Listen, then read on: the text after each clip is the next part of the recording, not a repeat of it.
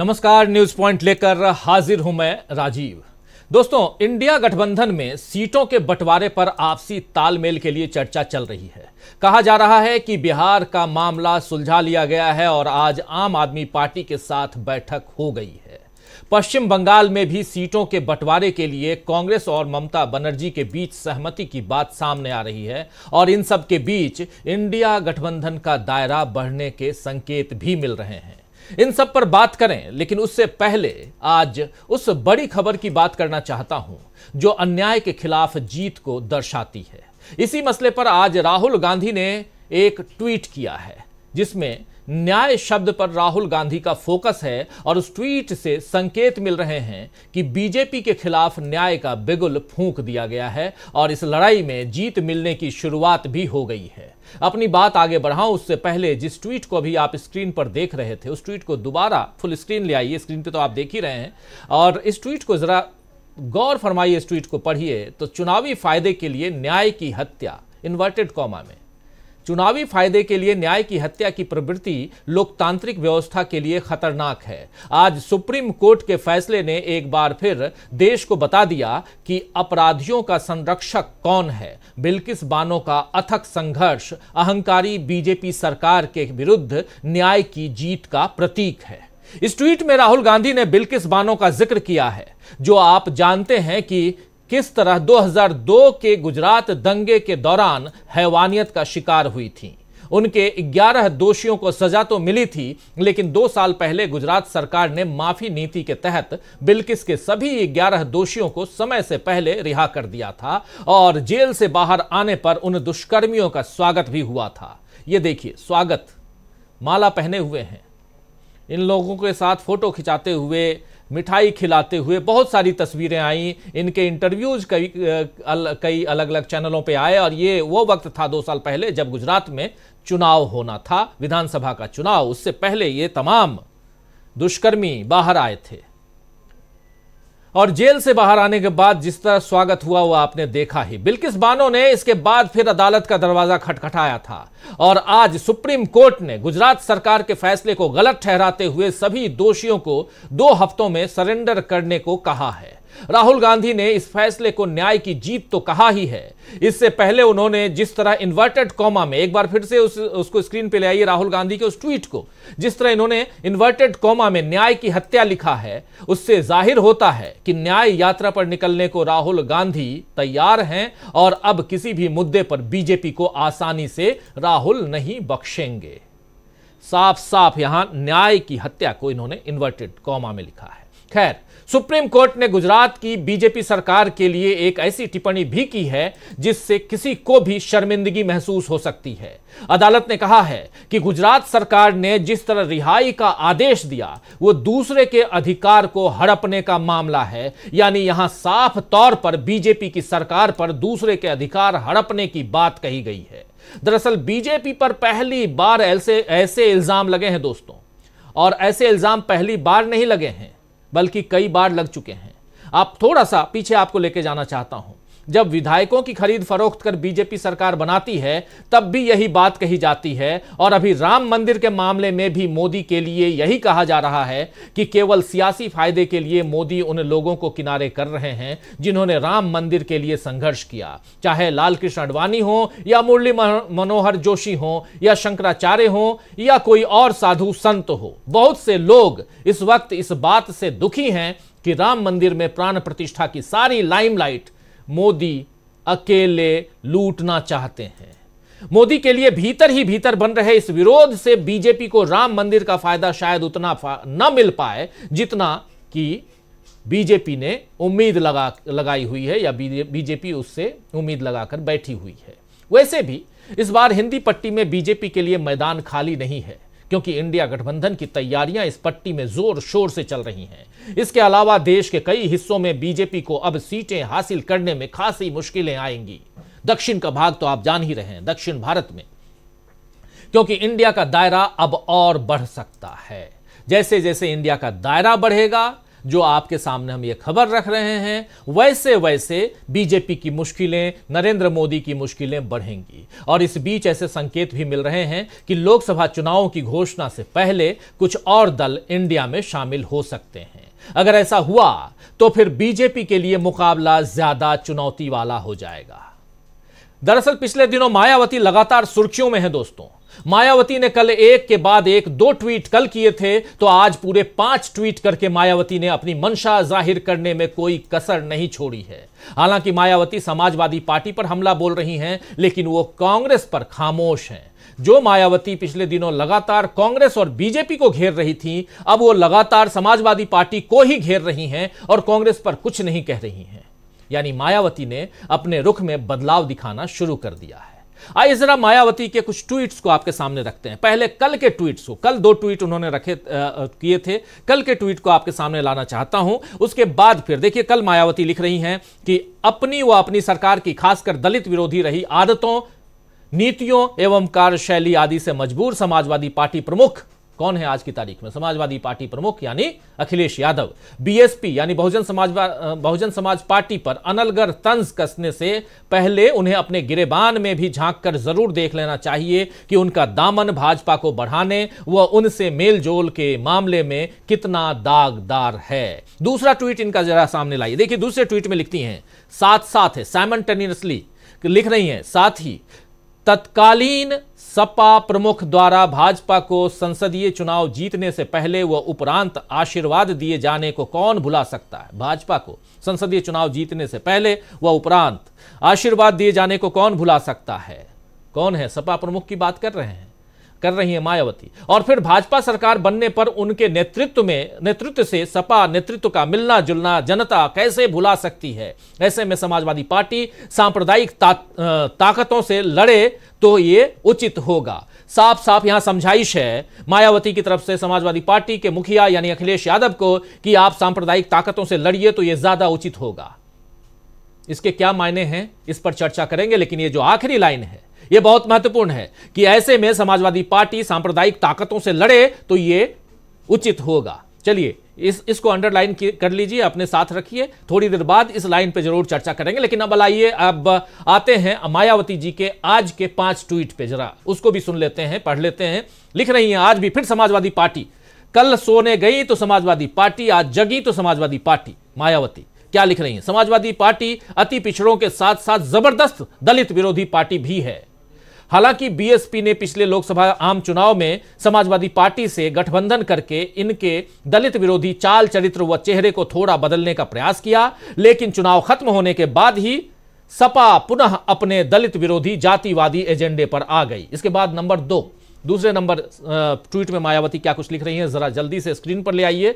5 tweet हैं इनके, लेकिन 1-2 ट्वीट आपके सामने रखना चाहता हूं। दूसरे ट्वीट में लिख रही हैं, और अब समाजवादी पार्टी के मुखिया जिससे भी गठबंधन की बात करते हैं उनकी पहली शर्त, देखिए ये एक महत्वपूर्ण बात यहां लिख रही हैं, अब सपा मुखिया जिससे भी गठबंधन की बात करते हैं उनकी पहली शर्त बसपा से दूरी बनाए रखने की होती है, जिसे मीडिया भी खूब प्रचारित करता है। वैसे भी समाजवादी पार्टी के 2 जून 1995 सहित घिनौने कृत्यों को देखते हुए वह इनकी सरकार के दौरान जिस प्रकार से अनेकों दलित विरोधी फैसले लिए गए हैं, जरा तीसरे नंबर के ट्वीट को ले आइए। पूरा का पूरा रामायण जो है वो समाजवादी पार्टी पे है, और क्यों है ऐसा यह समझना यहां जरूरी है, जिसमें बीएसपी यूपी स्टेट ऑफिस के पास ऊंचा पुल बनाने का कृत्य भी है, जहां से षड्यंत्रकारी अराजक तत्व पार्टी दफ्तर, कर्मचारियों व राष्ट्रीय प्रमुख को भी हानि पहुंचा सकते हैं, जिसकी वजह से पार्टी को महापुरुषों की प्रतिमाओं को वहां से हटाकर पार्टी प्रमुख के निवास पर शिफ्ट करना पड़ा। नंबर 4, जरा ट्वीट को ले आइए। साथ ही इस असुरक्षा को देखते हुए सुरक्षा सुझाव पर पार्टी प्रमुख को अब पार्टी की अधिकतर बैठकें अपने निवास पर करने को मजबूर होना पड़ रहा है, जबकि पार्टी दफ्तर में होने वाली बड़ी बैठकों में पार्टी प्रमुख के पहुंचने पर वहां पुल पर सुरक्षा कर्मियों की अतिरिक्त तैनाती करनी पड़ती है। पुल की बात कर रही हैं पार्टी दफ्तर के सामने। और आखिरी ट्वीट इनका लिख रही है, ऐसे हालात में बीएसपी उत्तर प्रदेश सरकार से वर्तमान पार्टी प्रदेश कार्यालय के स्थान पर अन्यत्र सुरक्षित स्थान पर व्यवस्था करने का भी विशेष अनुरोध करती है, वरना फिर यहां कोई भी कभी भी कोई अनहोनी हो सकती है। साथ ही दलित विरोधी तत्वों से भी सरकार सख्ती से निपटे, पार्टी की ये मांग है। दो बातें यहां प्रमुख रूप से समाजवादी पार्टी से शुरुआत करती हैं मायावती, और अपनी पार्टी, अपने पार्टी का जो दफ्तर है उसको कहीं और ले जाने की बात करती हैं। लेकिन इस दफ्तर के सामने जो ऊंचा पुल बना हुआ है उस पुल की बात भी रखती हैं। उस पुल को किसने बनाया, तो बता रही हैं कि समाजवादी पार्टी ने इस पुल को यहां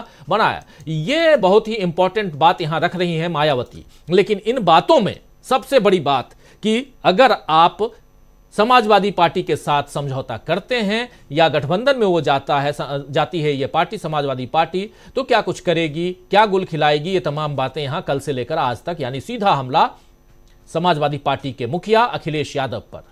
अब जरा अखिलेश यादव के बयान को सुन लेते हैं। देखिए चेहरा आप देख रहे हैं, क्या कुछ कह रहे हैं मायावती जी के बारे में। जब इनसे पूछा गया तो अखिलेश यादव ने अपनी धुन में अपनी क्या क्या बातें बताई हैं, जरा वो सुन लीजिए। या नहीं होगा, उसके बाद का भरोसा आप दिलाओगे? बाद का भरोसा आप में से कौन दिलाएगा? अगर वो आती है तो क्या आप उसमें शामिल रहेंगे? आपसे मैंने कहा बाद का भरोसा कौन दिलाएगा? सर अफजाल अंसारी के बेटी की शादी में जिस तरह से पूरा समाजवादी पार्टी का कुनबा वहां मौजूद था, तो ये राजनीतिक गलियारों में ये चर्चा है कि अफजाल अंसारी को गाजीपुर से चलिए अफजाल अंसारी की बात न करके यहां मायावती पर जो कमेंट इन्होंने किया है अखिलेश यादव ने, उस कमेंट पर चर्चा जरूरी है। और जब इनसे पूछा गया कि मायावती जी अगर आपके साथ यानी इंडिया गठबंधन में आती हैं तो इस पर आपका क्या कहना है, तो अखिलेश यादव ने साफ साफ कहा, लेकिन गठबंधन के बाद वो जाती हैं तो इसका रहेंगी और नहीं रहेंगी इसका भरोसा कौन दिलाएगा। इसलिए क्योंकि आप याद कीजिए 2019 में समाजवादी पार्टी और बसपा का गठजोड़ था, दोनों ने मिलकर चुनाव लड़े और उसके बाद दोनों अलग अलग हो गए, राहें अलग अलग हो गई। मायावती के खाते में 10 सीटें आई थीं, जबकि अखिलेश यादव को 5 सीटों पर संतोष करना पड़ा। तो यहां अखिलेश यादव को पता है कि मायावती आएंगी अगर तो क्या फायदा उनको होगा, लेकिन उसके बाद मायावती अगर साथ छोड़ के निकल जाती हैं तो इसकी गारंटी कौन लेगा कि वो साथ में ही रहेंगी, ये अखिलेश यादव कह रहे हैं। तो अखिलेश यादव का एक अलग बयान है, उनकी अलग व्यूज हैं, और दूसरा जो है वो मायावती जी का है। अगर बसपा इंडिया में शामिल हो गई तो इसका व्यापक असर होगा, ये भी मत भूलिए दोस्तों। इसका व्यापक असर कैसे होगा इस चर्चा में हम आगे करेंगे। पूरे देश में भी बसपा का असर होगा। बसपा हालांकि बी टीम आज की तारीख में बन चुकी है, हम लोग उसको साबित कर चुके हैं इसी चर्चा के दौरान कई बार। हम लोगों ने इस चर्चा के दौरान आम आदमी पार्टी को भी बी टीम साबित किया है कई बार। हमने असदुद्दीन ओवैसी को भी बी टीम साबित किया है, आप तमाम साथी जानते हैं अच्छी तरह से। लेकिन आज की तारीख में कई बार दुश्मन के हम भी दुश्मन, आप भी दुश्मन, और दोनों का दुश्मन एक, तो हम दोनों दोस्त हो जाते हैं। और यहां उसी दोस्ती की दरकार है इंडिया गठबंधन को। तो अगर बसपा इंडिया में शामिल हो गई तो इसका बहुत बड़ा असर आगामी लोकसभा के चुनाव पर होगा। इधर आज एक दूसरी खबर भी आपके सामने रख दूं, फिर इस चर्चा को आगे बढ़ाते हैं। हमारे तमाम साथी अभी इंतजार कर रहे हैं परिचय के लिए। तो दूसरी खबर यह है कि आज राजस्थान में बीजेपी को बड़ा झटका मिल ही गया। करणपुर विधानसभा क्षेत्र, नाम तो सुना होगा, श्रीगंगानगर में विधानसभा क्षेत्र है करणपुर। 200 सीटें हैं, आप जानते हैं राजस्थान में 200 में से 199 सीटों पर चुनाव हुए और एक सीट कांग्रेस के प्रत्याशी के निधन के कारण उस पर मतदान नहीं हो पाया था। 5 तारीख को यानी 5 जनवरी को वहां उपचुनाव होते हैं और आज 7 जनवरी को ठीक 2 दिन, आज 8 जनवरी को, माफी चाहूंगा, आज 8 तारीख है, 8 जनवरी को ठीक 3 दिन बाद तीसरे दिन चुनाव परिणाम घोषित होते हैं, काउंटिंग होती है। और उस काउंटिंग में भाजपा प्रत्याशी सुरेंद्र पाल सिंह टीटी को चुनाव जीतने से पहले ही राज्य की मुख्यमंत्री जो राज्य के हैं भजनलाल शर्मा की जो सरकार है वो राज्य मंत्री बना देते हैं। यानी टीटी साहब राज्य मंत्री चुनाव लड़ने जाने से पहले ही बन जाते हैं। लेकिन इस सीट पर जो राज्य मंत्री साहब हैं उनको कांग्रेस के हाथों बड़ी हार मिलती है, जिसके बाद बीजेपी की जीत का खोखलापन जाहिर हो गया है। राजस्थान में बीजेपी की जीत का खोखलापन इस एक चुनाव में बीजेपी की हार से साबित होता है, जाहिर होता है। ये क्यों कह रहे हैं, इस पे भी चर्चा करेंगे, और यहां कैसे ईवीएम फिर सामने आ जाती है उसकी चर्चा भी करेंगे। तो आइए दोस्तों, आज इस चर्चा में न्यूज पॉइंट में बहुत सारी बातें हैं, लेकिन सबसे बड़ी बात कि किस तरह इंडिया का बढ़ता दायरा समेट देगा बीजेपी की सत्ता। इंडिया गठबंधन में हलचल जो तेज है, उस तेज हलचल में के बीच एक बयान और सुनाना चाहता हूं, एक बाइट और सुनाना चाहता हूं। मुकुल वासनिक जो इंडिया गठबंधन के नहीं बल्कि कांग्रेस पार्टी की तरफ से गठित सीट शेयरिंग कमेटी के कोऑर्डिनेटर हैं, उनकी एक बाइट सुनाता हूं, क्योंकि आज आम आदमी पार्टी के साथ जब चर्चा हुई है तो उसके बाद ये मीडिया से चर्चा में क्या कुछ कह रहे हैं। यहां अशोक गहलोत भी आपको दिखाई दे रहे हैं। मुकुल वासनिक क्या कुछ कह रहे हैं, सुन लीजिए। बैठक में क्या निकला? देखिए, बहुत अच्छी बैठक रही। आम आदमी पार्टी की तरफ से वरिष्ठ साथियों को दिल्ली के मुख्यमंत्री केजरीवाल जी ने यहाँ पर चर्चा के लिए भेजा, और नेशनल अलायंस कमेटी जो कांग्रेस अध्यक्ष खरगे जी ने बनाई, उसके साथ हम पिछले करीब 2-2.5 घंटे से विभिन्न विषयों पर यहाँ पर चर्चा की, जिसमें किन किन सीटों पर कैसे कैसे आने वाले लोकसभा चुनाव में लड़ा जाएगा, उस पर विस्तार से चर्चा हुई। चर्चा आगे में चलेगी और कुछ ही दिनों के बाद हम फिर मिलने का हमने फैसला किया है, जहां पर अंतिम रूप हमारे सीट शेयरिंग के संदर्भ में करने का प्रयास किया जाएगा। सर, कौन-कौन आप लोगों की तरफ से राज्यों को लेकर चर्चा? देखिए, चर्चा हमारी विभिन्न विषयों पर हुई है। क्या क्या चर्चा हुई वो उस पर मैंने कोई टिप्पणी करना आज के समय वो संभव नहीं होगा, और आप भी समझ सकते हैं कि चर्चा के दौरान विस्तार से एक एक चीज हम आपको बता पाएंगे ये मुमकिन नहीं होगा। थोड़ा सा आप इंतजार करिए, हमें पूरी तैयारी के साथ काम करने दीजिए, और फिर कुछ ही दिनों का तो अब समय है, उसके बाद हम पूरी जानकारी आपके समक्ष रखेंगे। ठीक है, बेहतरीन ढंग से हम मिलकर चुनाव लड़ने का फैसला ये पहले ही हो चुका है। भारतीय राष्ट्रीय कांग्रेस और आम आदमी पार्टी ये इंडिया का एक बहुत एक मजबूत हिस्सा है, महत्वपूर्ण हिस्सा है, और हम मिलकर चुनाव लड़ेंगे और हम भारतीय जनता पार्टी को शिकस्त देंगे। इस तरह से हम तैयारी के साथ चुनाव लड़ेंगे। तो सुन रहे थे आप मुकुल वासनिक को, जो कांग्रेस पार्टी की तरफ से अलायंस कमेटी जो है उसके कोऑर्डिनेटर हैं, और वहां सीट शेयरिंग को लेकर लगातार बातें चल रही हैं। जैसे पहले अपनी भूमिका में रख चुका हूं कि बिहार का मामला सुलझा लिया गया है, मामला कमोबेश उधर ममता बनर्जी के साथ भी सीटों के बंटवारे का मामला जो है वो सुलझाया जा चुका है। आम आदमी पार्टी के साथ भी एक कड़ी टक्कर दिखाई दे रही थी कि दिल्ली और पंजाब में कैसे सीटों की सीट शेयरिंग होगी या सीटों का बंटवारा होगा, वो भी यहां सब कुछ सुलझाते हुए बता रहे हैं कि ये सब कुछ हो चुका है मुकुल वासनिक। और दूसरी तरफ मायावती जी को आप देख रहे हैं, तीसरी तरफ बिल्किस बानो के मसले को भी देख रहे हैं, कैसे मुंह की खा रही है बीजेपी, और तीसरी तरफ राजस्थान में उपचुनाव में बीजेपी को अभी अभी चुनाव जीत के आए भजनलाल शर्मा की सरकार बनी है, लेकिन झटके पे झटका इसलिए बहुत बड़ा हो जाता है क्योंकि यहां आपके एक मंत्री साहब हारे हैं।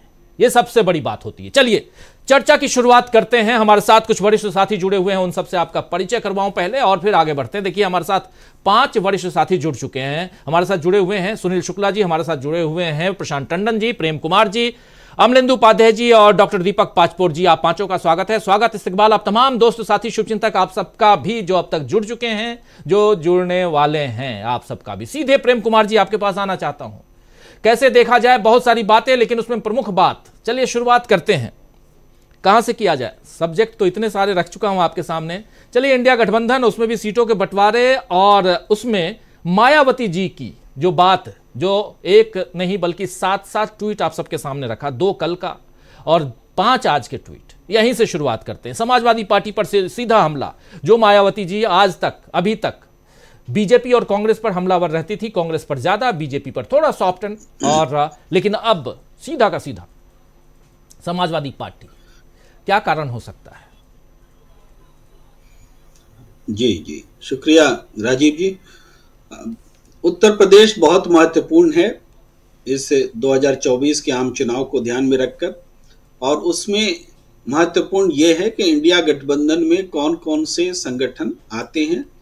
और मैं पहले भी आपके प्लेटफॉर्म पर राय रखता रहा हूं कि मायावती जी की बीएसपी का इंडिया गठबंधन में जुड़ना, जो कुछ समय पहले तक असंभव माना जाता था, धीरे धीरे लोग इसको संभव मानने लगे। तो जब जैसे जैसे ये संभव होने लगा, वैसे वैसे समाजवादी पार्टी के बिहेवियर में भी थोड़ा परिवर्तन आने लगा। तो समाजवादी पार्टी, और हम तो ये कहते हैं कि समाजवादी पार्टी के अखिलेश यादव जी की ये इच्छा रही, जैसे कि इंडिया गठबंधन के नेता कहते रहे कि जो जिस प्रदेश में मजबूत है वो वहां सीट शेयरिंग को तय करे। अब इसी पॉइंट पर अखिलेश यादव जी को दिक्कत हो रही है या हो सकती है कि विधानसभा में तो उनके पास ज्यादा सीट है, तो उनके पास वोट शेयर है, तो बड़ी पार्टी वो है, और मायावती जी के पास लोकसभा में ज्यादा सीटें हैं, तो बड़ी पार्टी बीएसपी है। तो फिर कौन तय करेगा कि उत्तर प्रदेश में सीट बांटने का काम, यानी नेतृत्व वाला काम? तो ये नेतृत्व छिनता नजर आता है। हालांकि वैसी बात होनी नहीं चाहिए, मिल बैठ करके तय होना चाहिए, लेकिन ये बात सोचनी पड़ेगी कि क्या अखिलेश यादव इंडिया गठबंधन से हट करके अपनी 5 लोकसभा सीट भी बचा पाएंगे? अगर इस प्रश्न का उत्तर वो खोज लें अपने आप से, तब उनको समझ में आ जाएगी बात कि गठबंधन करना कितना जरूरी है और बीएसपी को भी साथ रखना कितना जरूरी है।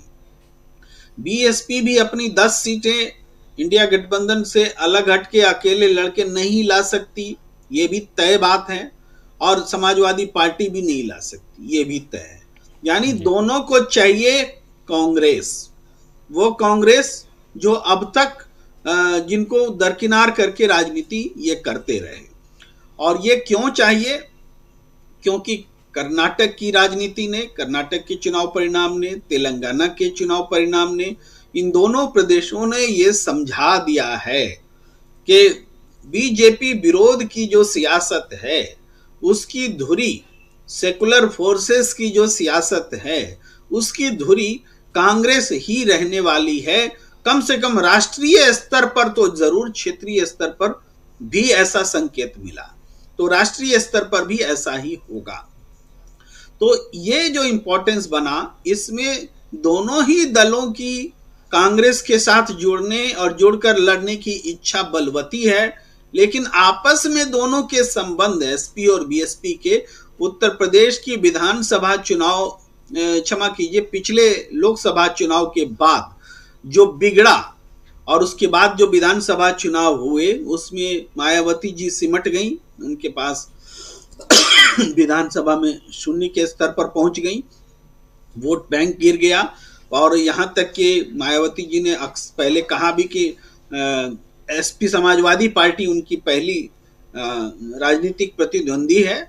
हालांकि इन सब बातों से सहमत होना मुश्किल है, लेकिन उनका अपना स्टैंड है, उन्होंने अतीत में लिया, तो इसका फायदा बीजेपी को मिला। तो क्या मायावती जब अपने रुख को लोचदार बना रही हैं, उस इंडिया गठबंधन और कांग्रेस से मिलने के लिए तैयार हैं, जिसके मुखालिफत हमेशा वो करती रही, तो क्या अखिलेश यादव अपनी उस प्रतिद्वंदिता को छोड़ नहीं सकते? अगर बीजेपी को हराना, अपने अस्तित्व को बचाना, लोकतंत्र को बचाना अगर बड़ा मकसद सामने है, तो इस बड़े दिल, जो लोग कहते थे कांग्रेस को बड़ा दिल दिखाना होगा, वक्त ने बताया कि आप पहले बड़ा दिल दिखाइए भाई। अखिलेश यादव बड़ा दिल दिखाएं और मायावती बड़ा दिल दिखाएं, तब इंडिया गठबंधन बनेगा। ये वक्त ने उनकी परीक्षा लेनी शुरू कर दी है। तो हम ये कहते हैं कि अगर मायावती जी कांग्रेस के साथ जुड़ने का फैसला कर लेती हैं, और मेरे हिसाब से तो हो चुका है ये तय बात हो चुकी है, हम पहले भी आपके चैनल में कह चुके हैं कि कांग्रेस के साथ में बीएसपी आ रही है और लगभग 15 जनवरी को वो ऐलान होगा, ये भी हम अनुमान लगा चुके हैं। तो उसके बाद अखिलेश यादव जी क्या करेंगे? क्या वो इतना बड़ा जोखिम ले पाएंगे कि इंडिया गठबंधन से हट जाएं और हट करके स्वतंत्र रूप में परफॉर्मेंस ले? इसलिए वो मजबूरी होगी उनकी, इंडिया गठबंधन में उनको रहना ही पड़ेगा, इसके बगैर आपका गुजारा नहीं है। इसलिए हम ये कहते हैं वक्त ने सबको मर्जी से या फिर इस परिस्थितिवश ये विवश कर दिया है, एक ऐसी स्थिति बना दी है कि इंडिया गठबंधन में उनको रहना होगा। ये मैं कह रहा हूं। ये आपका जो पहला प्रश्न था उसका उत्तर यहीं समाप्त होता है। लेकिन दूसरी तीसरी की चर्चा जल्दी में ही कर देना चाहता हूं। जो दो घटनाएं आज घटी हैं, एक उपचुनाव की और दूसरा बिल्किस बानो केस। इन दोनों घटनाओं का टेक क्या है, टेक अवे क्या है? तो बिल्किस बानो का टेक अवे ये है कि बीजेपी गलत के साथ हमेशा खड़ी रहती है और हम सब ये कहते रहे थे, उसकी पुष्टि सुप्रीम कोर्ट ने कर दी है कि किस तरीके से डबल इंजन की सरकार ने, गुजरात और केंद्र की सरकार ने मिलकर अदालत की आंखों में धूल झोंका। सुप्रीम कोर्ट का कहना है कि अदालत की आंखों में धूल झोंक करके ये चीजें हुई और 11 जो दोषी थे उनको रिहा करने का काम वो भी अमृत काल में हुआ। तो इसका एक और टेक अवे ये है कि भारतीय स्वाधीनता संग्राम के 75 साल पूरे होने पर ये भारत के स्वतंत्रता संग्राम सेनानियों का ये अपमान है कि इस घड़ी में आप बलात्कार और गैंगरेप के आरोपियों को छोड़ रहे हैं। ये बात है। इसका एक और टेक अवे आता है राजीव जी, जो बहुत महत्वपूर्ण मुझे लगता है कहना, वो है कि हमें अब देखना होगा कि न्याय कैसे किया जाए। मैंने आज अब सुप्रीम कोर्ट या न्यायालय को भी सोचने की जरूरत है नए तरीके से। क्यों? क्या कि बिल्किस बानो का केस सिर्फ इतना भर नहीं है कि बिल्किस बानो के अपराधियों को जो सजा में छूट दी गई, जेल से रिहा किया गया, उसको फिर से जेल में भर दिया जाए। इतना भर से न्याय नहीं होता, ये तो डबल अन्याय हुआ। अन्याय ये है कि इस नाम पर चुनाव जीता गया है, गुजरात का चुनाव जीता गया है इस नाम पर। तो इन चीजों को अदालतें नहीं देखती हैं। अदालत को देखना होगा कि बिल्किस बानो के गुनहगारों को रिहा किया गया तो क्यों किया गया, किन लोगों ने रिहा किया, कौन लोग शामिल थे, और उनको एक नए सिरे से केस बनाने की जरूरत है कि आपने बिल्किस बानो के साथ तो अपराध उन 11 लोगों ने किया और दोबारा बिल्किस बानो के साथ में एक और गुनहगारों की टीम खड़ी हुई जो इन अपराधियों को छुड़वा रही थी अमृतकाल में।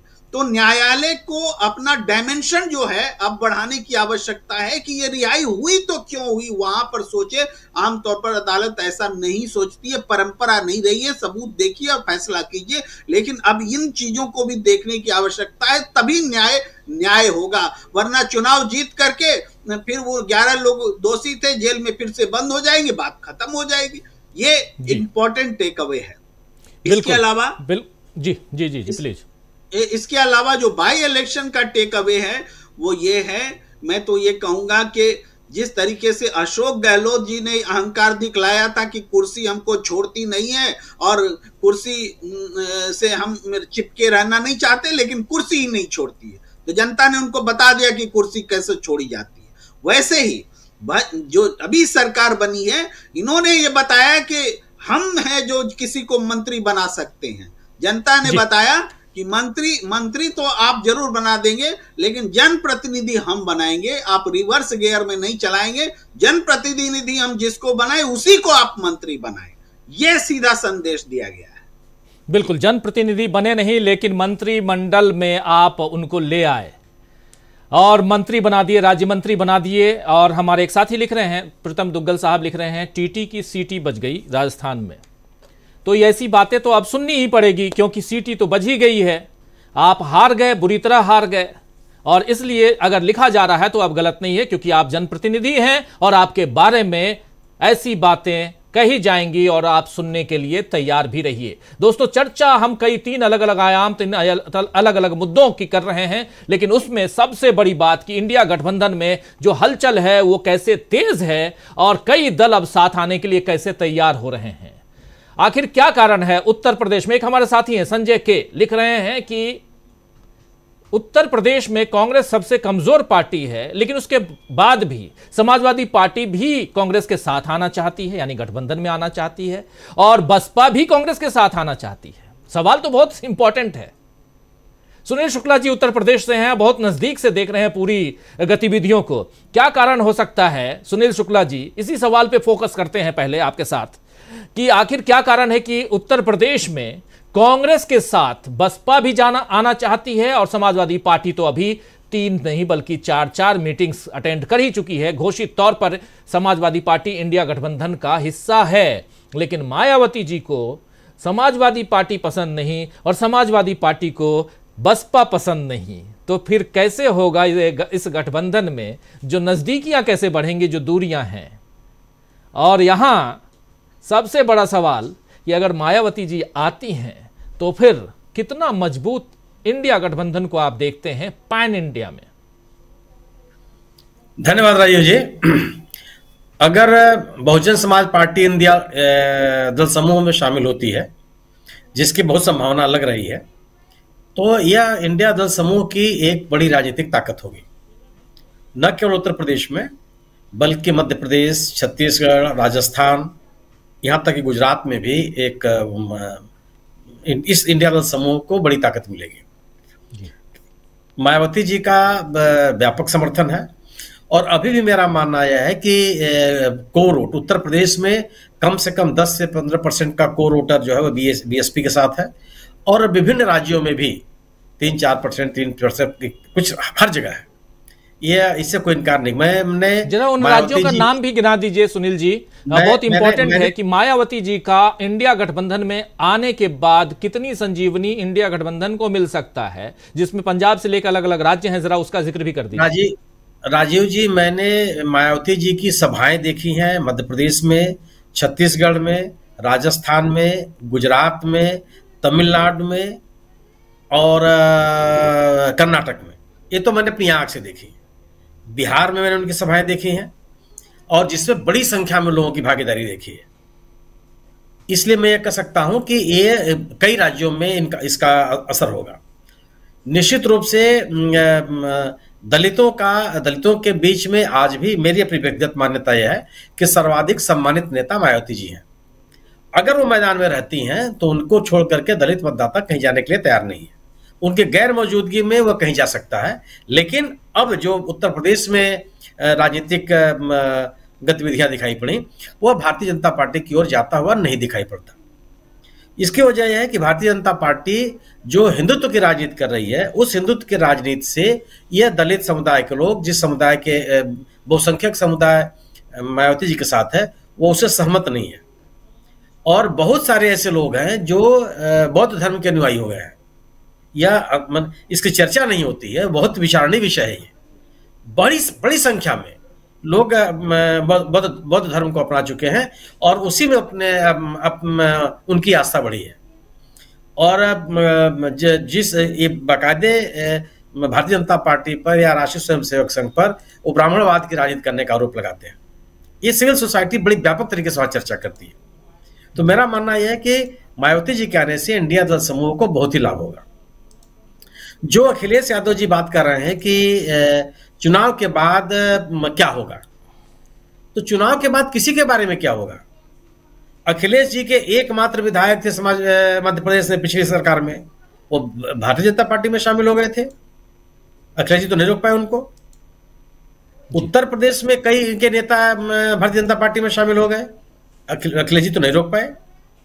कांग्रेस के 29 विधायक मध्य प्रदेश में पार्टी छोड़ के चले गए थे, उन्होंने भारतीय जनता पार्टी की सरकार बना ली थी, कांग्रेस के लोग उनको नहीं रोक पाए। मायावती जी के सभी विधायक कांग्रेस में शामिल हो गए थे राजस्थान में, उनको कोई नहीं रोक पाया।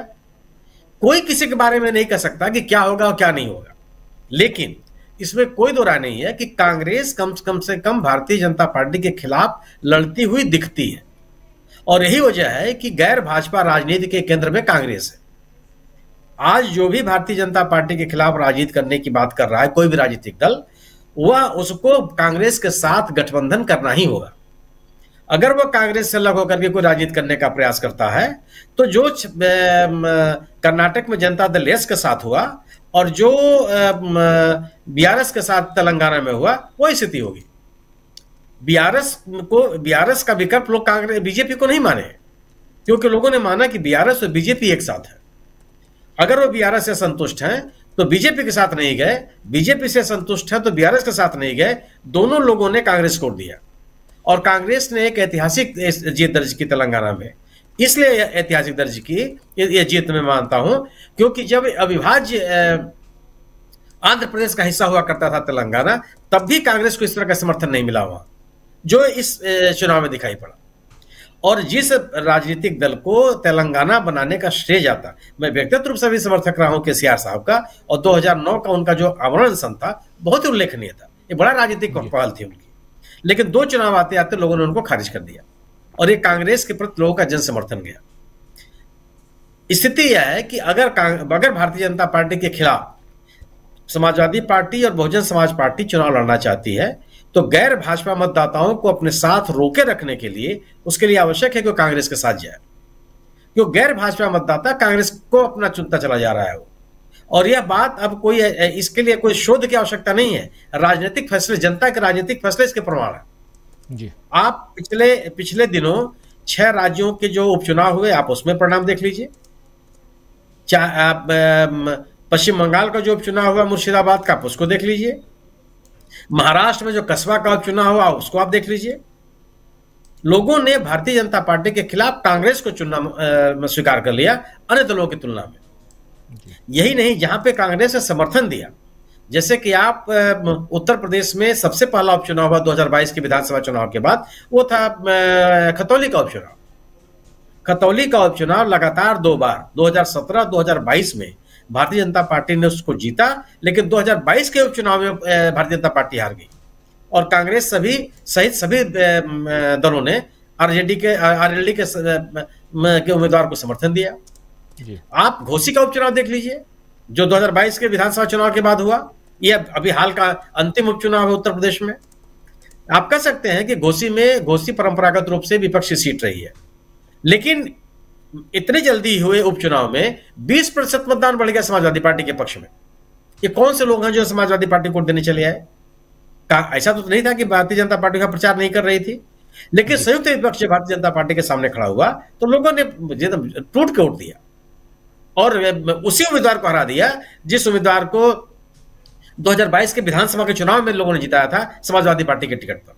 जब समाजवादी पार्टी का टिकट छोड़ करके दारा सिंह चौहान बीजेपी में गए, लोगों ने हरा दिया उनको, भारी बहुमत से हराया। तो आज कांग्रेस गैर भाजपा राजनीति के केंद्र में है, यह लोगों को यह विश्वास हुआ है और यह अनायास नहीं है। कांग्रेस ने यह विश्वसनीयता हासिल करने के लिए बड़े उपक्रम किए हैं, बड़े राजनीतिक अभियान चलाए हैं। उस राजनीतिक अभियानों ने और बीजेपी सरकार के खिलाफ लगातार हमलावर होने के कारण लोगों ने यह माना है कम से कम कि बीजेपी के खिलाफ कांग्रेस लगातार संघर्ष कर रही है। इस वजह हालत यह है कि जिस किसी भी राज्य में जो कोई भी राजनीतिक पार्टी अगर वो गैर भाजपा की राजनीति करना चाहती है तो उसको कांग्रेस का साथ लेना ही होगा, क्योंकि एक बड़ा वर्ग है मतदाताओं का जो कांग्रेस को ही बीजेपी का विकल्प मान रहा है। निश्चित रूप से उत्तर प्रदेश में कांग्रेस अपने बुद्धि चुनाव नहीं लड़ सकती और यह इसके और न केवल कांग्रेस, मेरा अपना मानना है कि समाजवादी पार्टी और बहुजन समाज पार्टी भी इस गठबंधन से अलग होकर चुनाव नहीं लड़ सकते। लड़ सकते हैं, वो चुनाव लड़ने में कोई रोक टोक नहीं है, लेकिन वह राजनीतिक सफलता नहीं मिलेगी जिस राजनीतिक सफलता की वो उम्मीद कर रहे हो। राइट, वोटों का बंटवारा जबरदस्त होगा। भारतीय जनता पार्टी का प्रतिबद्ध मतदाता भारतीय जनता पार्टी के साथ है। भारतीय जनता पार्टी का संगठन बहुत मजबूत है। अगर आप बीजेपी के साथ लड़ना चाहते हैं और बीजेपी को हराना चाहते हैं तो यह सभी दलों को तय करना होगा कि गैर भाजपा मतदाताओं के बीच में जो बंटवारा है उसको रोका जाए। और यह आप तभी रोक सकते हैं जब एक उम्मीदवार के खिलाफ एक उम्मीदवार विपक्ष का खड़ा हो। अगर वहां कांग्रेस भी लड़ेगी, बीजेपी भी लड़ेगी, बीएसपी भी लड़ेगी, समाजवादी पार्टी भी लड़ेगी, तो वह उत्तर प्रदेश सहित कई राज्यों में बीजेपी के समर्थन में जाएगा। क्योंकि बीजेपी का जो मतदाता है वो उनसे अलग नहीं हो रहा है। आप यही अब इसलिए मेरा अपना मानना है कि अगर समाजवादी पार्टी बड़े मुद्दे की बात करती है कि देश में लोकतंत्र खतरे में है, बीजेपी को हराना है, तो फिर आपको ये छोटे मोटे मुद्दे छोड़ने पड़ेंगे। आप चुनाव लड़िए, मिलकर चुनाव लड़िए, अपने जो आपसी राग द्वेष है उसको किनारे रखिए इस कम से कम इस चुनाव के लिए। और ये इतने बड़े मुद्दे नहीं है जिसको आप छोड़ नहीं सकते। अगर मायावती जी उनने अपने गेस्ट हाउस कांड के अनुभवों के बावजूद 2019 के लोकसभा के चुनाव में अगर वो साथ खड़े हो गए तो आज 2024 के लोकसभा चुनाव में उनको दिक्कत नहीं होनी चाहिए। और ये मायावती जी को भी पता है कि 2014 के लोकसभा के चुनाव में उनको एक सीट भी नहीं मिली थी उत्तर प्रदेश में, अन्य राज्यों में मिलने का कोई सवाल नहीं पैदा होता था। उस राज्य में भी अगर लेकिन जब आप 2019 के चुनाव में गठबंधन से लड़ी आप तो 10 सीटें आपकी आ गई, 10 सीटें आई जी। तो आप अगर आप गठबंधन में जाते हैं तो निश्चित रूप से सभी दलों को फायदा है और बीजेपी का नुकसान है, क्योंकि बीजेपी गैर बीजेपी मतदाताओं का विभाजन संभव नहीं हो पाएगा। और आज भी इसमें कोई राय नहीं है कि बहुजन समाज पार्टी के पास एक प्रतिबद्ध मतदाता है। लेकिन मेरा अपना मानना यह है कि चुनाव लड़ने के लिए समाजवादी पार्टी का साथ चाहिए। चुनावी जो गणित है, चुनावी जो व्यवस्थाएं हैं, चुनावी जो व्याकरण है, उसकी उन आवश्यकताओं की पूर्ति समाजवादी पार्टी करती है। संगठन दोनों राजनीतिक दलों के पास उत्तर प्रदेश में है, इसमें कोई दो राय नहीं है। लेकिन एक मजबूत संगठन, एक आक्रामक संगठन, एक साजो सामान के साथ सुसज्जित संगठन और प्रतिबद्ध कार्यकर्ताओं का संगठन वो समाजवादी पार्टी के पास है, जो इस समय भारतीय जनता पार्टी के साथ चुनाव लड़ने के लिए आवश्यक है उत्तर प्रदेश में। मेरा अपना मानना है कि दोनों दलों को, और मेरी अपनी समझ है, मैं गलत भी हो सकता हूं लेकिन अभी तक मैं मान के चलता हूं कि मैं सही साबित होऊंगा, ये दोनों दल चुनाव लड़ने के लिए साथ आएंगे। इनको भी अपने राजनीतिक, आप बचेंगे तब तो कुछ आपका राजनीतिक दल रहेगा, चाहे नहीं रहेगा। आज की तारीख में तो आवश्यकता है कि आप अपनी राजनीतिक पूंजी को बचाएं, आप अपनी राजनीतिक ताकत को बचा के रखें। और बीजेपी के खिलाफ अगर अपनी राजनीतिक पूंजी को आप बचा के रखना चाहते हैं तो आपको गठबंधन में आकर के ही चुनाव लड़ना पड़ेगा और कांग्रेस के साथ लड़ना पड़ेगा। गैर भाजपा मतदाताओं के विश्वास में कांग्रेस है, इस तथ्य से कोई इनकार नहीं कर सकता। और यह गठबंधन अगर बहुजन समाज पार्टी के साथ, आप याद कीजिए कि बहुजन समाज पार्टी का पहला सांसद मध्य प्रदेश से चुनाव जीत गया था, रीवा संसदीय क्षेत्र से। और आप याद कीजिए कि 2003 संभवतः 2003 उस चुनाव में 11 विधायक जीत के आए थे बहुजन समाज पार्टी के। पंजाब में इनकी अच्छी खासी पकड़ है। तो मेरा अपना कई राज्यों में इस गठबंधन का असर पड़ेगा। निश्चित रूप से बहुजन मायावती जी को लेकर के कुछ कोई कह नहीं सकता, उनके अपने निर्णय होते हैं। लेकिन उनको भी अगर अपनी राजनीतिक पूंजी बचानी है तो वो उनको इंडिया दल समूह के साथ ही आना हो। बिल्कुल बिल्कुल आप सही कह रहे हैं। अगर चाहे समाजवादी पार्टी हो उत्तर प्रदेश में या बहुजन समाज पार्टी हो, अपनी राजनीतिक छवि को, अपनी राजनीतिक पकड़ को, छवि छोड़ दीजिए, पकड़ को मजबूत करनी है तो उसको इंडिया गठबंधन के साथ आना होगा, जिसमें समाजवादी पार्टी आज की तारीख में इंडिया गठबंधन के साथ है और बहुजन समाज पार्टी इंडिया गठबंधन में आने के संकेत लगातार दे रही है। और इन दोनों के बीच में जो सेंटर पॉइंट में है, ना सिर्फ इन दोनों के सेंटर पॉइंट में, बल्कि अब यह देखा जाए, और प्रशांत टंडन जी बहुत महत्वपूर्ण चर्चा हम कर रहे हैं कि कांग्रेस पार्टी अब सेंटर पॉइंट में है। देखिए, सीटों के बंटवारे के लिए दोषारोपण भी अगर हो रहा है तो कांग्रेस के ऊपर होता है कि कांग्रेस पार्टी जल्दी से जल्दी सीटों का बंटवारा कर ले, चाहे वो वेस्ट बंगाल की बात हो तब भी, चाहे वो उत्तर प्रदेश की बात हो तब भी, चाहे महाराष्ट्र की बात हो, पंजाब की बात हो, दिल्ली की बात हो, हर जगह, या बिहार की बात हो, जल्दी से जल्दी आप सीटों का बंटवारा क्यों नहीं कर रहे हैं? कांग्रेस पार्टी कर क्या रही है? और कांग्रेस पार्टी ने सीटों के बंटवारे के लिए जो नेशनल कोऑर्डिनेशन कमेटी बनाई है वो कांग्रेस पार्टी ने ही बनाई है, किसी और दूसरे दल में वो कोऑर्डिनेशन कमेटी नहीं है। इसका मतलब जो सुनील शुक्ला जी कह रहे थे कि सेंटर पॉइंट में कांग्रेस तो ऑलरेडी अब आ चुकी है, यहां से अब जो दल आ रहे हैं, यानी कि बीजेपी को अगर आपको सीधी टक्कर देनी है तो कांग्रेस है उसके लिए एक सबसे बड़ी पार्टी, और उसके साथ ही आपको जुड़ना पड़ेगा। यहां से उत्तर प्रदेश में कांग्रेस कमजोर है लोग कह रहे हैं, लेकिन उधर राहुल गांधी की जो यात्रा इधर पहुंचेगी, जिस यात्रा से जो विपक्षी दल हैं वो भी जान रहे हैं कि उनको क्या फायदा होना है, कितना फायदा होना है। शायद कांग्रेस पार्टी से ज्यादा उस यात्रा से विपक्षी दलों को फायदा हो, जिसके बारे में हम लोग शनिवार को जब श्रवण गर्ग साहब थे उनके साथ बात कर रहे थे। जरा यहां कांग्रेस की राजनीति और इंडिया गठबंधन में कांग्रेस की कैसे मजबूत धुरी की तरह है, और उसके साथ साथ बहुजन समाज पार्टी की राजनीति जिस पर चर्चा अभी कर रहे थे सुनील शुक्ला जी, उसको जरा आगे बढ़ाइए। देखिए राजीव जी, उत्तर प्रदेश की चर्चा बहुत होती है और उत्तर प्रदेश बहुत महत्वपूर्ण है इस लोकसभा चुनाव में। और देखिए समय का चक्र कैसे घूमता है कि यही राम मंदिर का मसला था जब एसपी और बीएसपी एक साथ आ गए थे और बाबरी मस्जिद गिरने के बाद सरकार बन गई, और एक बार फिर 25 साल बाद फिर ये राम मंदिर के मुद्दे पर चुनाव हो रहे हैं। और मोदी साहब ने पूरी ताकत अपने मीडिया के साथ और अपने सरकारी तंत्र के साथ अयोध्या के राम मंदिर पर लगा दिए, चुनाव उसी पे वो लड़ रहे हैं। और इस बीच मायावती तय कर रही हैं कि इस लोकसभा चुनाव में वो पवेलियन में नहीं बैठी हुई है जी। पिछले 2 दिन से उनके जो ट्वीट आ रहे हैं उससे ये दिख रहा है कि मायावती एक गंभीर प्लेयर हैं उत्तर प्रदेश में, और वो पवेलियन में बैठकर तमाशा नहीं देख रही हैं।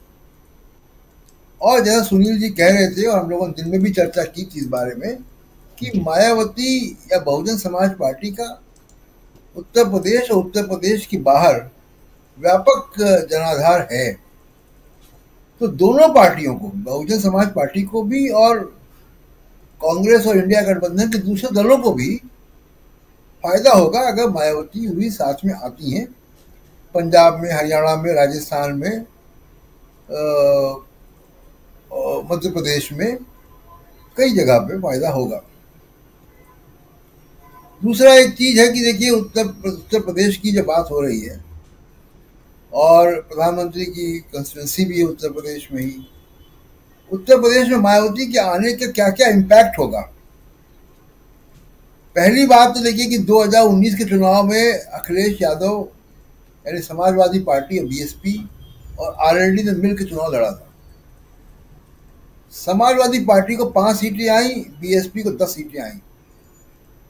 यानी बीएसपी पुलवामा के बावजूद, पुलवामा बालाकोट के बावजूद, जिसपे कि कॉफिन्स आ रहे थे सैनिकों के उत्तर प्रदेश में भी, और राजनीति हो रही थी उनकी शव यात्राओं पे जी। और उस चुनाव में भी मायावती 10 सीटें लेकर आती हैं, उनका जनाधार नहीं खिसका था। फिर क्या हुआ कि विधानसभा में वो 0 हो गई।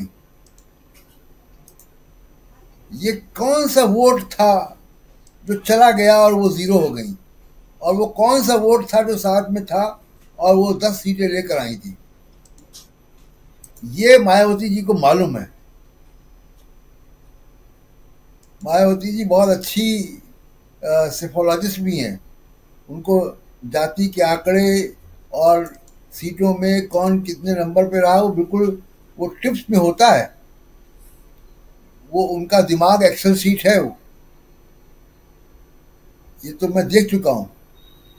तो दूसरा जो इम्पैक्ट होगा वो 17 रिजर्व सीटें हैं उत्तर प्रदेश में, और इस वक्त 2019 में और 2014 में 17 में से 15 सीटें बीजेपी के पास थी। ये जो रिजर्व सीटें हैं, यहां पे वो मायावती की प्रेजेंस इंडिया गठबंधन के साथ कम से कम बीजेपी को आधी सीटें खींचने में कामयाबी हासिल हो सकती है।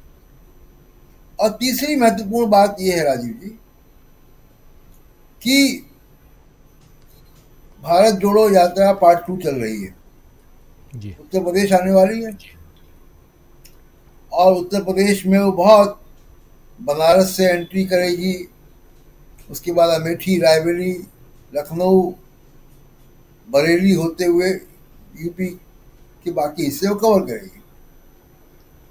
20 जिलों का दौरा है उत्तर प्रदेश में, बहुत इंपॉर्टेंट है। मुझे लगता है कि अगर भारत जोड़ो यात्रा आने से पहले बीएसपी और समाजवादी पार्टी के साथ एक अरेंजमेंट हो जाए तो इसका जो भारत जोड़ो यात्रा का असर है वो दुगना होगा और तीनों पार्टियों को मिलेगा। और तीसरी और एक आखिरी बात कह के अपनी बात अभी खत्म करूंगा। देखिए 2009 में कांग्रेस को 22 सीटें आई थी उत्तर प्रदेश से, तो कोई वजह है कि कांग्रेस को बहुत सारे समुदाय ने वोट देना बंद कर दिया। और अब जो राहुल गांधी की राजनीति है वो धीमे धीमे वो जो कांग्रेस से लोग कुछ सामाजिक समूह हट गए थे वो वापस आ रहे हैं, जिसके संकेत मिल रहे हैं, जिसकी चर्चा सुनील शुक्ला जी कर रहे थे, तो उसके संकेत मिल रहे हैं। चाहे वो कस्बा डी का हो, चाहे वो बंगाल का चुनाव हो, चाहे वो दिल्ली के एमसीडी के चुनाव हो, कई जगह वो संकेत मिल रहे हैं। तेलंगाना सबसे बड़ा संकेत तो तेलंगाना से आया कि वो तमाम सारे सामाजिक वर्ग कांग्रेस के पास वापस लौट रहे हैं। और ये अगर होगा तो 2009 वाला रिजल्ट भी कांग्रेस सोच सकती है। इसलिए सीटों का जो तालमेल है वो रियलिस्टिक होना चाहिए। अखिलेश यादव जी बयान दे रहे हैं जिसकी वजह से मायावती ने रिएक्ट किया। अखिलेश यादव रियलिस्टिक फिगर नहीं दे रहे हैं। 32 सीटें उन्होंने, 32 सीटों पे नंबर 1 नंबर 2 थे वो, तो उसके आसपास होना चाहिए ताकि बाकी दलों को भी आप उनकी हैसियत के हिसाब से सीटें दे सकें। तो उत्तर प्रदेश का जो समीकरण है, उत्तर प्रदेश का जो रूबिक्स क्यूब है, जो बिखरा बिखरा सा लग रहा था, अब वो रूबिक्स क्यूब के रंग मिलते हुए दिखाई दे रहे हैं। और उत्तर प्रदेश की पहेली अगर सॉल्व करती है, उत्तर प्रदेश का रूबिक्स क्यूब अगर सॉल्व होता है तो देश के चुनाव के रिजल्ट बिल्कुल कुछ और होंगे जो किसी ने सोचा भी नहीं होगा। जी बिल्कुल आप सही कह रहे हैं। और जैसे आप कह रहे हैं कि मायावती जी सेफोलॉजिस्ट भी हैं, वो उनके टिप्स पे होता है, उंगलियों पे होता है। और समीकरण, सियासी समीकरण कहाँ कब किस दिशा में, यानी कि सियासी ऊंट जो है वो कब किस करवट बैठने वाला है, ये चर्चा हो ना हो, लेकिन मायावती जी इस बारे में अच्छी तरह से जानती हैं, भांप लेती हैं कि 2024 का ऊंट किस दिशा में बैठने वाला है, किस करवट बैठने वाला है। और इसीलिए सब, चाहे मायावती हो या अखिलेश यादव हो, दोनों कांग्रेस की तरफ खींचे चले आ रहे हैं। बात इंडिया गठबंधन की नहीं है, बात वहां कांग्रेस की है, क्योंकि कांग्रेस और रालोद, राष्ट्रीय लोकदल, यही तो इसके अलावा 2 पार्टियां हैं। और समाजवादी पार्टी तीसरी पार्टी, फिर बसपा, बहुजन समाज पार्टी। अगर उत्तर प्रदेश की बात करें तो बहुजन समाज पार्टी का खेल सिर्फ उत्तर प्रदेश से खत्म नहीं होता है। भले समाजवादी पार्टी का खेल 1-2 स्टेट में और थोड़ा आगे बढ़ जाता है, लेकिन बहुजन समाज पार्टी, जैसा सुनील शुक्ला जी बता रहे थे, कि एक नहीं बल्कि कई राज्यों में, उत्तर से लेकर दक्षिण तक, अपना हैसियत रखती है। और अगर अपनी हैसियत रखती है तो फिर बहुजन समाज पार्टी अगर आज की तारीख में इस तरफ देख रही है तो एक सबसे बड़ी बात जिसकी चर्चा, जिसको छूते हैं आप, हमारे तमाम पैनलिस्ट साथी, मैं भी कई बार छूता हूं, अभी भी उसकी चर्चा कर रहे थे आप लोग, वो राज्य है एक, पहला कर्नाटक जहां जीत मिली कांग्रेस पार्टी को, और दूसरा राज्य तेलंगाना। इन दोनों राज्यों में कांग्रेस की जीत का सबसे बड़ा कारण क्या था? अगर सोचेंगे, ये वही फैक्टर है जिस फैक्टर के कारण 21 सीटों वाली कांग्रेस पार्टी 2019 आते आते 1 सीट पे सिमट के रह जाती है उत्तर प्रदेश में। वो है अल्पसंख्यक वोटों का बिखराव, और उसके अलावा कई ऐसे बहुसंख्यक वोटों का भी बिखराव। लेकिन अल्पसंख्यक वोट एक साथ एक मुश्त अगर आ गए हैं एक जगह कांग्रेस के पास, तो उत्तर प्रदेश में बहुजन समाज पार्टी और समाजवादी पार्टी का क्या हाल होगा आप समझ सकते हैं। क्या अमलेंदु उपाध्याय जी, सही कह रहा हूं जरा इस पे, क्योंकि उत्तर प्रदेश की राजनीति से ही दिल्ली का दरवाजा खुलता है, इसलिए यह चर्चा बहुत ज्यादा होनी है। 80 सीटें हैं और 80 सीटों में अगर 50% में डेंट लगा दिए तब तो फिर मोदी जी का जो रथ है, तीसरी बार जिस रथ को आगे बढ़ाने की कोशिश कर रहे हैं, वो वहीं रुक जाएगा, बनारस के आसपास गंगा के किनारे। जी राजीव जी, मुझे लगता है कि माँ गंगा ने बुलाया था मोदी जी को, तो माँ गंगा ही अब सारा इंतजाम करने वाली हैं, ऐसा मान के चला जा सकता है। माँ गंगा के आशीर्वाद से अब मोदी जी कहाँ जाएंगे तो पता नहीं, लेकिन जो चीजें चल रही है, जो बात जिसकी तरफ आपने रेखांकित किया, मुझे लगता है कि वो बात बहुत ज्यादा महत्वपूर्ण है। और वो सबसे ज्यादा महत्वपूर्ण बात यह है राजीव जी कि उत्तर प्रदेश में जो 10 सीटें बीएसपी ने जीती थी, आप अगर उन 10 सीटों की डेमोग्राफी पे थोड़ा नजर डालें और वहां के जातीय समीकरणों पर नजर डालें तो ये साफ मालूम पड़ जाएगा कि वो 10 सीटें कैसे जीती गई हैं और किसके दम पे जीती गई हैं। इसी तरीके से समाजवादी पार्टी जो 5 सीटें जीती है, वो किस तरीके से जीती है और कौन सी सीटें जीती है, उस पर आप नजर डालेंगे तो ये बात स्पष्ट हो जाएगी। इसीलिए अब जो अखिलेश यादव की जो बेचैनी जो बार निकल करके आ रही राजीव जी, वो असल में यही आ रही है बेचैनी निकल करके कि अगर बीएसपी शामिल होती है तो फिर सीटों के बंटवारे की बात जो होगी, अभी तो अखिलेश यादव खुद को बड़ा समझ रहे हैं उत्तर प्रदेश के अंदर, लेकिन अगर मायावती शामिल होती हैं तो फिर वो 2019 का पैमाना अगर जोड़ा जाएगा तो फिर मायावती बड़ी स्टेक होल्डर हो जाती हैं। तो अखिलेश यादव बहन जी की एंट्री रोकना नहीं चाहते हैं, जो मैं अब तक समझ पाया हूं। वो ये चाहते हैं कि बहन जी का स्टेक जो है उनसे ज्यादा ना होने पाए किसी भी तरीके से। वो कांग्रेस से ये आश्वासन लेना चाहते हैं कुल मिलाकर के। ये उनका जो है वो मुझे लगता है खेल सारा अखिलेश यादव का है, और अगर वो ऐसा खेल खेल रहे हैं तो इसमें कोई बुराई भी नहीं है, उन्हें खेलना चाहिए। हर दल जो है अपना हिस्सा ज्यादा रखना चाहेगा और जाहिर सी बात है, लेकिन बात असली यही है कि चुंबक कौन है इस सारे खेल में। इस सारे खेल में अब चुंबक कांग्रेस है और कांग्रेस के इर्द गिर्द ही सबको घूमना है। ये बात सब समझ चुके हैं कि 2024 में अगर भारतीय जनता पार्टी को हराना है तो कांग्रेस को केंद्र में रख करके ही कोई मोर्चा और कोई दल जो है या कहिए कुछ भी जो है वो बन सकता है। तो वो कांग्रेस को केंद्र में रखकर ही बन सकता है और सारी रणनीति कांग्रेस के इर्द गिर्द ही होगी।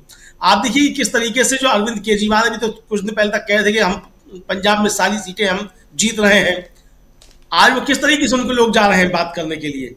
और साफ तौर पे आ गया आम आदमी पार्टी की तरफ से भी कि इंडिया गठबंधन एकजुट है और जो फैसला होगा वो अंदर होगा। सब तरफ से ये सारी चीजें आ रही हैं।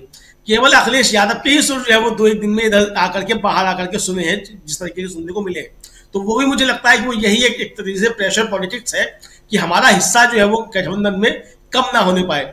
अखिलेश यादव मुझे नहीं लगता है कि कोई ऐसी कोई गलती करने जा रहे हैं कि साहब वो गठबंधन से अलग जाकर के कुछ करने जा रहे होंगे अगर मायावती जी की एंट्री हो रही है, या मायावती जी ऐसा चाहती हो कि अखिलेश यादव निकल जाए और सिर्फ उनकी एंट्री हो जाए। मुझे लगता है कि ऐसा नहीं है। जो भी व्यक्ति या जो भी दल ईमानदारी के साथ अगर भारतीय जनता पार्टी को सत्ता से बाहर करना चाहेगा तो ये कतई नहीं चाहेगा कि कोई भी जो है चाहे वो छोटा ही स्टेक होल्डर क्यों ना हो वो इस गठबंधन से बाहर जाए। ऐसा कोई जो है वो नहीं चाहेगा, क्योंकि भारतीय जनता पार्टी को हराना सबसे बड़ा कार्यभार है इन तमाम दलों का, और जनता भी जो चाहती है वो इस तरीके की चीज चाहती है, तो उसका मान रखना जो है इन सबका कर्तव्य बन जाता है। तो इसलिए कोई ये गलती करने की हिमाकत नहीं करेगा कि गठबंधन को किसी भी तरीके का नुकसान पहुंचाने की कोशिश करे। तो ये बात तो राजीव जी एकदम साफ है। जहां तक सवाल ये कि मायावती जी का कितना असर है और अखिलेश यादव का कितना असर है, सब जगह किसी का कुछ ना कुछ असर हो सकता है, लेकिन कुल मिला के आज जो असर है, जिस असर के पीछे सब कुछ है, वो असर आज कांग्रेस का ही है। और राहुल गांधी की यात्रा का इसमें बहुत बड़ा योगदान रहा है। जो उन्होंने भारत जोड़ो यात्रा निकाली थी उसके बाद ही इंडिया गठबंधन भी बना। उसी के बाद कांग्रेस भी एक तरीके से राहुल गांधी के पीछे एकजुट होकर के खड़ी हुई। और आज जो भारत जोड़ो न्याय यात्रा निकलने की बात हो रही है, अब अखिलेश यादव जैसे कह रहे थे कि वो उससे पहले सीटों का बंटवारा हो जाए, तो अगर नहीं भी मान लीजिए होगा सीटों का बंटवारा, तो पहले तो अखिलेश यादव क्या करेंगे कि शामिल नहीं होंगे या कह देंगे हम शामिल नहीं हो रहे। मुझे लगता है कि ये सिर्फ जो है वो बयानबाजियां हैं। वाराणसी में सबसे पहले खड़े हुए अखिलेश यादव भी मिलेंगे उस यात्रा का स्वागत करते हुए, अगर सीटों का बंटवारा तब तक नहीं होता है तब भी आप लिख के रख लीजिए उस बात को, क्योंकि असली चीज समझ चुके हैं। घोसी के उपचुनाव के रिजल्ट के बाद सबसे पहले अखिलेश यादव का ही बयान था कि इंडिया गठबंधन की जीते, किसी और का बयान नहीं था। तो कोई भी इस स्थिति में नहीं है कि आज इंडिया गठबंधन को खिंच करके बाहर जाकर कोई अलग से रणनीति करने की कोशिश करे। अखिलेश यादव ने सोचा छोड़ा था अपना पीडीए का, लेकिन बाद में उस पीडीए पे सफाई भी दे दी कि पिछड़ा दल नेता अल्पसंख्यक है हमारा, इसका मतलब प्रोग्रेसिव डेमोक्रेटिक अलायंस नहीं है। क्योंकि जिनके जरिए पीडीए बनाने की बातचीत थी वो भी पीछे पैर खींच गए कि अब कोई ये पीडीए नहीं चलेगा, इंडिया गठबंधन ही चलेगा। और उस पीडीए में केवल केसीआर रह गए थे, जिनको अखिलेश यादव ने विधानसभा चुनाव में मदद भी पहुंचाई थी, ये आरोप है।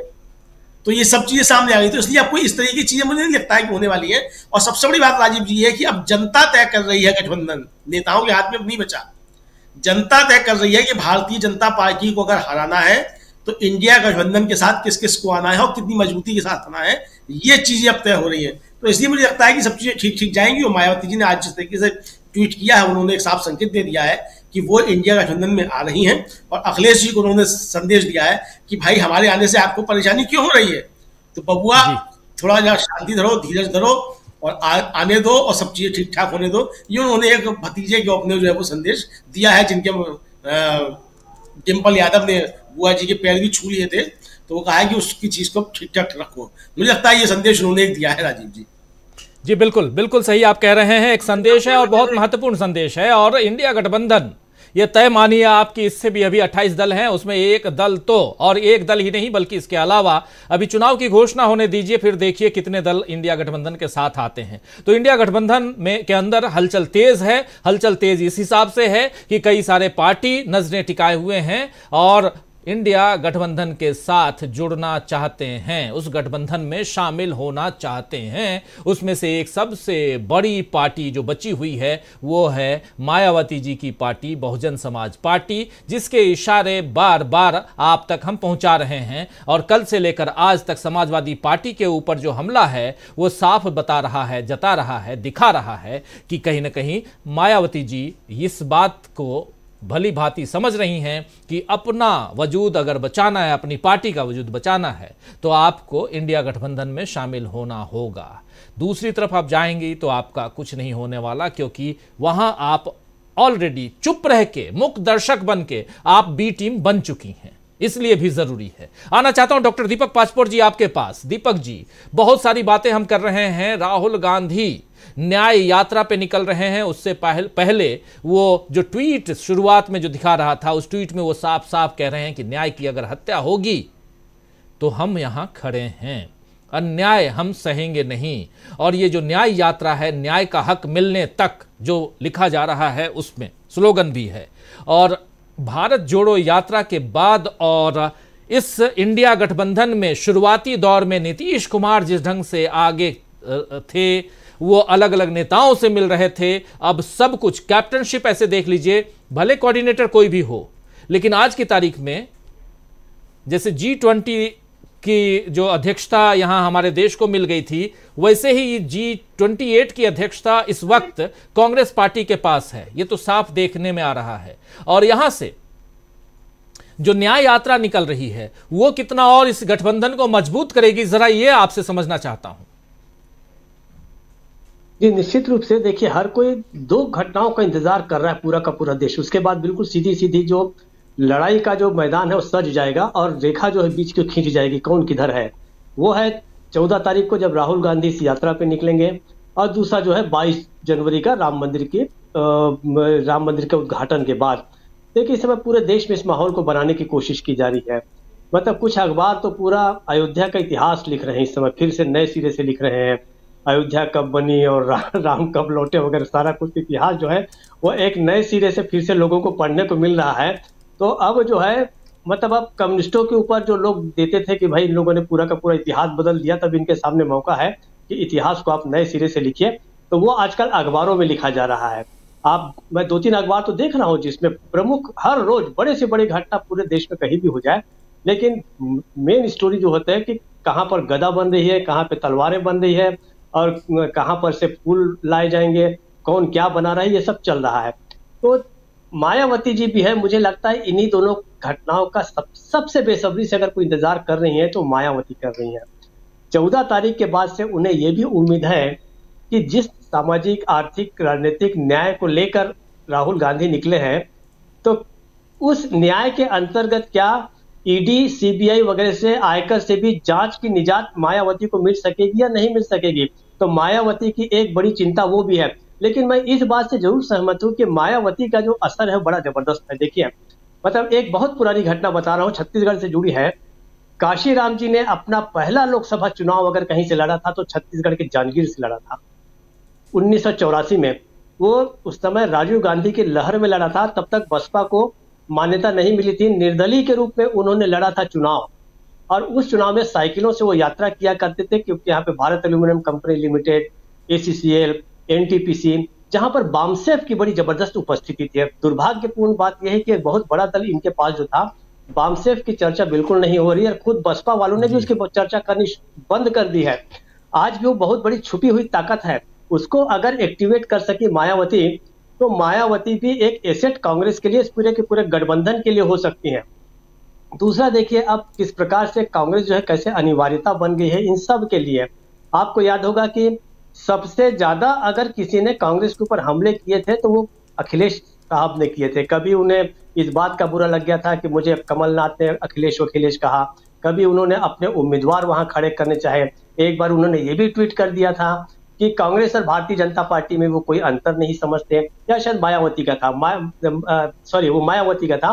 तो इस प्रकार से सारे के सारे लोग कांग्रेस के ऊपर चाहे जितने हमले कर रहे थे, लेकिन आज वो जानते हैं कि उन्हें जाना तो कांग्रेस के साथ ही होगा, और ये चीज को समझ गए हैं दोनों के दोनों। लेकिन अखिलेश के सामने पहले से स्थिति स्पष्ट है, इसलिए उन्होंने सारा कुछ पेचअप कर दिया। लेकिन मायावती जरूर थोड़ा इंतजार कर रही है, और मुझे ऐसा लगता है कि 14 तारीख के बाद वो सोचना शुरू कर देंगे। सोचना वैसे उन्होंने अभी शुरू कर दिया है, लेकिन सोचना ये शुरू कर देंगे कि अखिलेश के साथ साथ हम कांग्रेस के साथ जा सकते हैं या नहीं जा सकते। लेकिन जैसा कि हम सब भी इस बात से सहमत हैं, परिस्थितियां भी बता रही हैं, गिवन सिचुएशन, कि उन्हें जाना तो कांग्रेस के साथ ही पड़ेगा, वरना उनकी जितनी भी ताकत है, जो बची खुची ताकत है, वो सारी की सारी भी खत्म हो जाएगी। उन्हें ये भी समझ लेना चाहिए कि अभी आप देखिए वाई शर्मिला ने कांग्रेस का साथ पकड़ा, मतलब कांग्रेस में विलय ही हो गया। आखिर शर्मिला जैसे के सामने बेहतर चॉइस बहुत सारी थी। अगर उन्हें डर था या उन्हें लगता है कि बहुत अच्छा एक साफ सुथरा प्रशासन चाहिए जहां भ्रष्टाचार ना हो, जो भी है, तो भी वो कांग्रेस की तरफ जाती है। उन्होंने कोई दूसरा दल नहीं चुना। तो इस तरीके से मायावती और अखिलेश दोनों के लिए बहुत आवश्यक है कि उन्हें अपना अस्तित्व वहां पर बचाना है। ये दोनों अगर आपस में भी झगड़ा करना चाहते हैं तो पहले इस योग्य तो बने कि एक दूसरे के लायक झगड़ सके आगे जाकर। तो इस लोकसभा चुनाव के दौरान दोनों शक्तियां बटोरना चाहते हैं, और दोनों को शक्तियां जो है वो निश्चित रूप से कांग्रेस के साथ जाने में ही मिलेंगी। ये बिल्कुल स्पष्ट हो गया। हमको 22 तारीख तक इंतजार करना चाहिए, और ये देखना चाहिए कि उसके बाद मायावती कितनी जल्दी करेंगी, कांग्रेस के ही साथ आएंगे, लेकिन कितनी जल्दी आएंगी ये देखने वाली बात होगी। राजू, बिल्कुल 2 घटनाक्रम आप बता रहे हैं। पहला 14 तारीख को उसकी शुरुआत हो रही है। कल हम चर्चा कर रहे थे कि कहां तो बीजेपी इस मुगालते में थी कि 22 तारीख से पहले हम पूरा का पूरा जो है मैदान लूट लेंगे, लेकिन उससे पहले राहुल गांधी 14 तारीख से अपनी यात्रा शुरू कर रहे हैं, और उस यात्रा की धूम तो रहेगी ही, भले मीडिया में जितना दिखाया जाए ना दिखाया जाए, लेकिन जिस रास्ते से वो गुजरेंगे उस रास्ते में तो धूम होगी ही, क्योंकि साक्षात राहुल गांधी होंगे और उनके साथ पूरी की पूरी टीम होगी, जन सैलाब उमड़ा होगा। तो ये आप समझ सकते हैं यहां से परेशानी का सबब बढ़ता हुआ दिखाई देता है। लेकिन दूसरी तरफ 22 तारीख की घटना वो घटना है जिसमें एक पड़ाव जिसको लेकर, एक आंदोलन जिसको लेकर अभी तक 80 से 2023 तक 43 साल हो गए, बीजेपी आगे बढ़ती रही। अब 2024 में हम आ गए हैं, तो बीजेपी आगे बढ़ती रही, और उस पर भी एक विराम, एक फुल स्टॉप लगने जा रहा है। इसके बाद कौन सा आंदोलन बीजेपी के सामने, यह भी एक प्रश्न चिन्ह है। और इसके बाद फिर आता है कि 2024 का चुनाव आप लड़ेंगे कैसे, किस मुद्दे पे लड़ेंगे। ये कि हमने जो कहा है वो पूरा कर दिया, लेकिन अब आप सामने क्या रखना चाहते हैं। 2047 जब 100 साल होंगे आजादी के, जिसका जिक्र प्रधानमंत्री नरेंद्र मोदी बार बार कर रहे हैं, विकसित भारत, लेकिन विकसित भारत दिखाने के लिए उस वहां तक पहुंचने के लिए आपने अभी तक क्या कुछ किया, ये तो यहां की गरीब जनता जिनको आप 5 किलो अनाज देते हैं वो तो पूछेगी। 50 लाख करोड़ रुपए के कर्ज वाला भारत आपको मिला था, जो 2,05,000 करोड़ तक पहुंचा दिए, वो विकसित भारत आप देना चाहते हैं। बहुत सारे सवाल पूछे जाएंगे सुनील शुक्ला जी, और इन सवालों के साथ जब आगे हम देखते हैं तो एक फुल स्टॉप है 22 तारीख के बाद, जिसका जिक्र कर रहे थे डॉक्टर दीपक पाचपोर जी। उस फुल स्टॉप को वहीं अगर बीजेपी के मुद्दे को वहां किनारे रखा जाए तो एक अनवरत चलने वाली यात्रा दिखाई देती है, जिसके बारे में कांग्रेस पार्टी कह रही है कि न्याय का हक मिलने तक, भारत जोड़ो न्याय यात्रा, न्याय का हक मिलने तक। क्या ये जो यात्रा है, जो आगे बढ़ती हुई यात्रा दिखाई देगी, ये आने वाले समय में बहुत ज़्यादा परेशानी खड़ी करने वाली है? इस हिसाब से अगर उसका राजनीतिक तौर पर समीक्षा उसकी की जाए, सियासी तौर पे, तो लगता है क्या ऐसा? सुनील शुक्ला जी। निश्चित रूप से रोजी रोजगार, भूख और प्यास, खेती किसानी के जो मुद्दे हैं, अगर इन मुद्दों को लेकर के आगे बढ़ने की जो कोशिश की जा रही है विपक्ष के द्वारा, यह भारतीय जनता पार्टी के ध्रुवीकरण की राजनीति के खिलाफ एक बड़ा चैलेंज है। इसका कोई विकल्प नहीं है आपके सामने। और आप याद कीजिए कि 1992 में बाबरी मस्जिद के गिरने के बाद से जो राजनीति विपक्षी दलों ने किया, उसका परिणाम यह हुआ कि उत्तर प्रदेश जैसे राज्य में, मध्य प्रदेश जैसे राज्य में, राजस्थान जैसे राज्य में बीजेपी को हारना पड़ा। बीजेपी को सफलता नहीं मिली, जबकि यह आंदोलन अपने चरम पे था और धर्म की राजनीति क्लाइमेक्स पे थी जब बाबरी मस्जिद गिराई गई थी। सवाल यह है कि आप इन मुद्दों को लेकर के कितना आगे बढ़ सकते हैं। अब अयोध्या के मामले को आप देख लीजिए ना। अयोध्या के मामले में जिस तरीके से हाइप क्रिएट करने का प्रयास बीजेपी कर रही है, उसमें क्या हुआ? जो चारों पीठों के शंकराचार्य ने क्या कर दिया, वो तो उससे असहमत है। और इस देश में शंकराचार्यों से बड़ा धर्मगुरु कौन है? आप किसी को कुछ भी कहते रहिए, लेकिन इसमें तो कोई बहस नहीं है ना कि जो आदि गुरु शंकराचार्य के द्वारा स्थापित चारों पीठ हैं, उस पे जो वहां के जो शंकराचार्य हैं, वो इस हिंदू परंपरा के, सनातन परंपरा के सबसे बड़े धर्मगुरु हैं।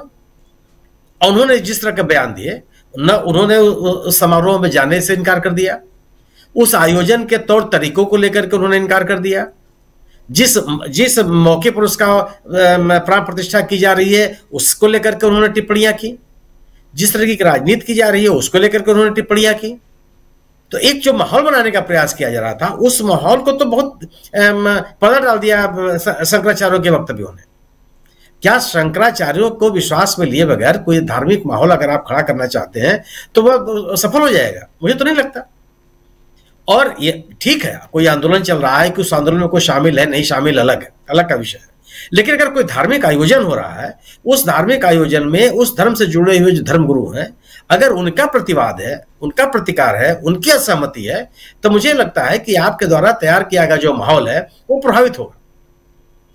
अब जो इंडिया दल समूह में ने जो मुद्दे उठाए हैं, आखिर अगर यह आंदोलन या अयोध्या का इतना बड़ा जो आयोजन चल रहा है वह इतना ही प्रभावी है, तो पूरे आंदोलन का, राम जन्मभूमि आंदोलन का असर बिहार में क्यों नहीं दिखाई पड़ा?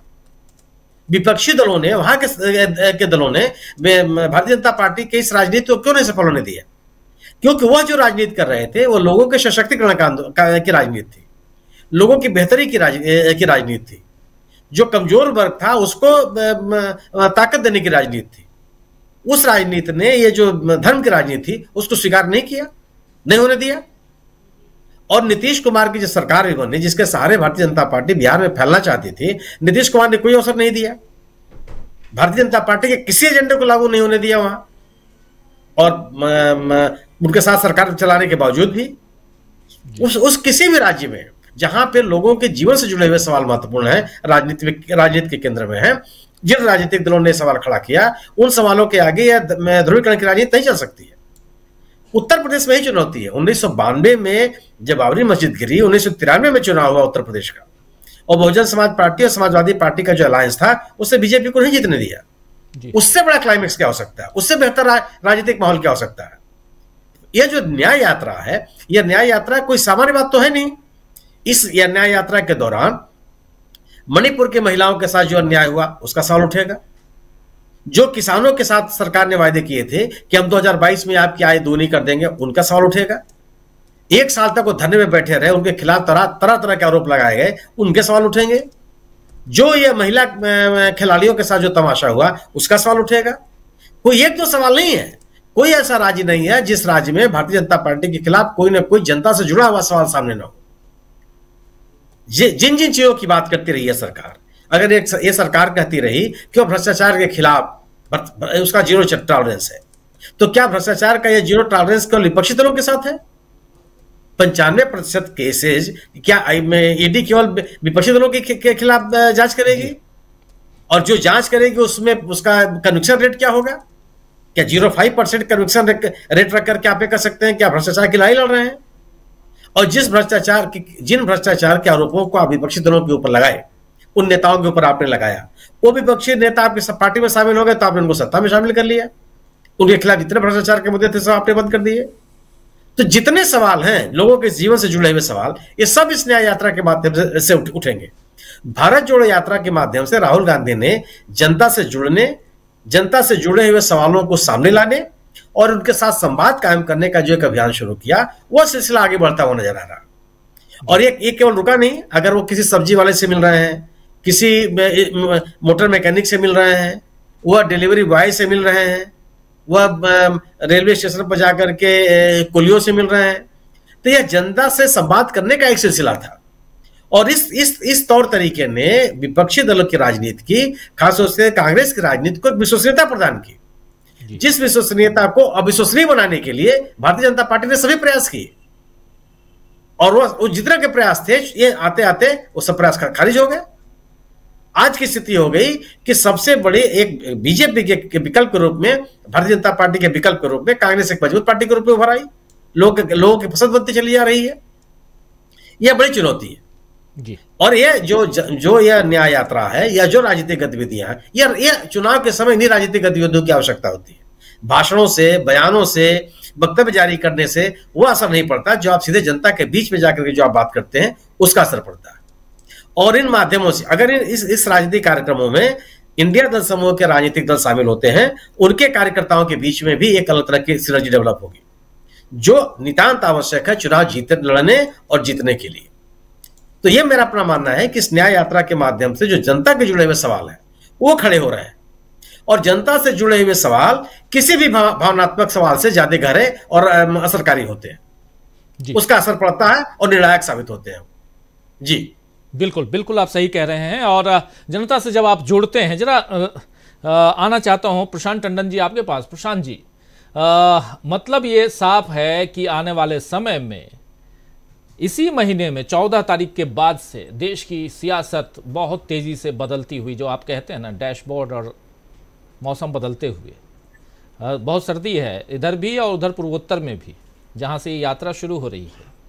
क्या आप भी देखते हैं मौसम बदलते हुए, उधर की ठंडी हवा सियासत को गर्म करेगी क्या, या सियासी हवा जो है वो ठंडी हवा को गर्म करेगी, ये कहें? क्योंकि इसलिए भी ये बात कह रहा हूं क्योंकि यहाँ से चुनाव की उल्टी गिनती भी शुरू हो रही है, और एक काम जो बीजेपी को करना था, मोदी जी उस काम को पूरे ढंग से, पूरी तन्मयता के साथ उस काम को करके 22 तारीख को ख़त्म कर देंगे, और उसको अब भुनाने की कोशिश करेंगे। मुद्दे अब बचे नहीं हैं। उसके बाद चुनावी रैलियों के अलावा मोदी जी के पास कुछ नहीं होने वाला है, और राहुल गांधी और बीजेपी को चुनौती देने वाला जो ये गठबंधन है, जो 28 दलों का ये गठबंधन और मजबूत होता हुआ दिखाई दे रहा है। मायावती बार बार इशारे कर रही हैं, कुछ और दल हैं जो अंदर खाने बात कर रहे हैं, छोटे दल हैं लेकिन बहुत महत्वपूर्ण हैं, और कुछ ऐसे भी हैं आप जानते ही हैं जो जिसकी सरकार रहती है उसके साथ हो जाते हैं, भले वो घोषित तौर पे हो ना हो। उस स्थिति में भी अगर उस लिहाज से भी देखा जाए तो फिर 14 तारीख के बाद जो सूरज देव जो हैं वो दक्षिणायन से उत्तरायण होंगे, शायद यही होता है, मुझे उतना ध्यान नहीं है कि दक्षिणायन से उत्तरायण होते हैं कि उत्तरायण से दक्षिणायन होते हैं, वो आप लोगों को पता हो तो मुझे सुधार दीजिए। तो जो होंगे तो यहाँ मौसम भी करवट लेते हुए दिखाई देता है, सियासी मौसम जो है। प्रशांत जी। जी देखिए, जैसे मैं चर्चा कर रहा उत्तर प्रदेश की, तो सवाल उत्तर प्रदेश से तय होना है और बाकी जगह के सवाल लगभग तय हैं। मामला यही फंसा हुआ है। पंजाब में बीजेपी है नहीं, महाराष्ट्र में शिवसेना और एनसीपी और कांग्रेस का पहले से गठबंधन है। जो एनडीए है वो फार्म हाउस में बनी पार्टियां हैं दोनों। वो पार्टियां चुनाव जीत के नहीं बनी हैं। अजीत पवार की एनसीपी और शिंदे की शिवसेना, ये दोनों पार्टियां चुनाव जीत के नहीं बनी हैं। तो इन्होंने अभी तक अपने सीमित जीवन का पहला चुनाव भी नहीं लड़ा है। तो वो देखना होगा। और लोकसभा का चुनाव बहुत बड़ा चुनाव होता है। शिंदे साहब हो सकता है कि ठाणे या उसके आसपास के जिलों के नेता हों, लेकिन लोकसभा का चुनाव बहुत बड़ा चुनाव होता है। उद्धव ठाकरे के पास जो लेगेसी है वो बाला साहब ठाकरे की लेगेसी है और वो उनके साथ है। इस तरीके से तमाम राज्यों में अगर आप देखें, जम्मू कश्मीर में, बंगाल में, सब जगह पे बीजेपी जहाँ पे भी स्ट्रांग है, तो जो सबसे स्ट्रांग जहाँ पे बीजेपी दावा करती है कि जहाँ से चीज़ तय होनी, वो उत्तर प्रदेश है।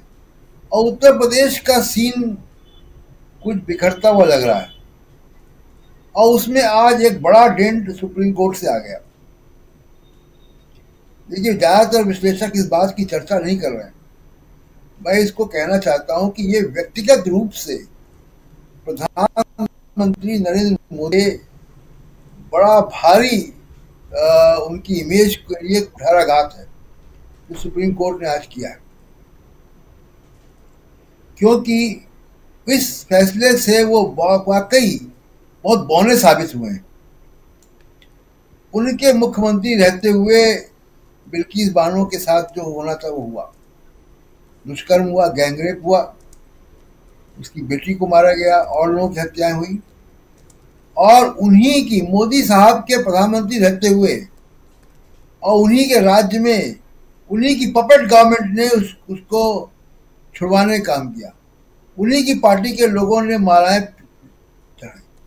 क्या ये हिंदू हृदय सम्राट, जो कई सारे कॉलम लिखने वाले कह रहे हैं अंग्रेजी अखबारों में, हिंदू हृदय सम्राट क्या इतना संकुचित होता है? मोदी जी का कद बहुत बढ़ जाता अगर जब ये गुजरात सरकार ने फैसला दिया था उस पर वो कमेंट करते हैं और कहते हैं मुख्यमंत्री को फोन करके कि इसको वापस उनको अंदर करो, लेकिन वो रिस्क नहीं ले पाते मोदी साहब। मोदी साहब के साथ एक सबसे बड़ी समस्या क्या है कि वो रिस्क नहीं लेते। जैसे राहुल गांधी ने एक बड़ा रिस्क लिया कि वो सामाजिक न्याय की पूरी ग्रामर के साथ उस लड़ाई में कूद गए हैं जहां पे आरजेडी थी या दूसरी पार्टियां थी। ये रिस्क लेने की बात है। मोदी साहब ये रिस्क नहीं ले पा रहे हैं कि अगर वो इस वक्त मोदी साहब का जो वर्चस्व है, जो उनका इकबाल है, जो उनकी जिसको वो प्रभावित करते हैं जितने बड़े जनमानस को, वो अगर कहते तो उनकी बात लोग मानते। तो आज का जो फैसला सुप्रीम कोर्ट से बिल्किस बानो के ऊपर आया है, मुझे लगता है कि वो मोदी साहब के व्यक्तिगत जो उनका कद है उसको बहुत छोटा करता है।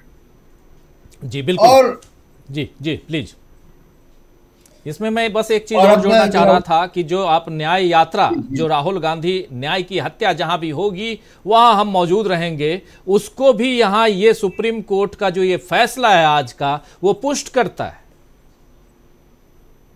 जी, और इसमें एक बात और ध्यान दीजिए राजीव जी, बिल्किस बानो के साथ जब पहले भी अन्याय हुआ था, जब वो लोग छोड़े गए थे, जब इनको मालाएं पहनाई गई थी, तब भी राहुल गांधी और कांग्रेस पार्टी ने बड़ा स्पष्ट स्टैंड लिया था।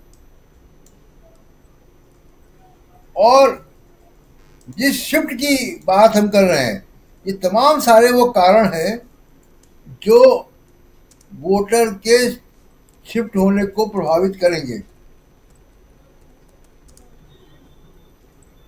और इसका असर हम उत्तर प्रदेश में देखेंगे। अब उत्तर प्रदेश में जो हो रहा है,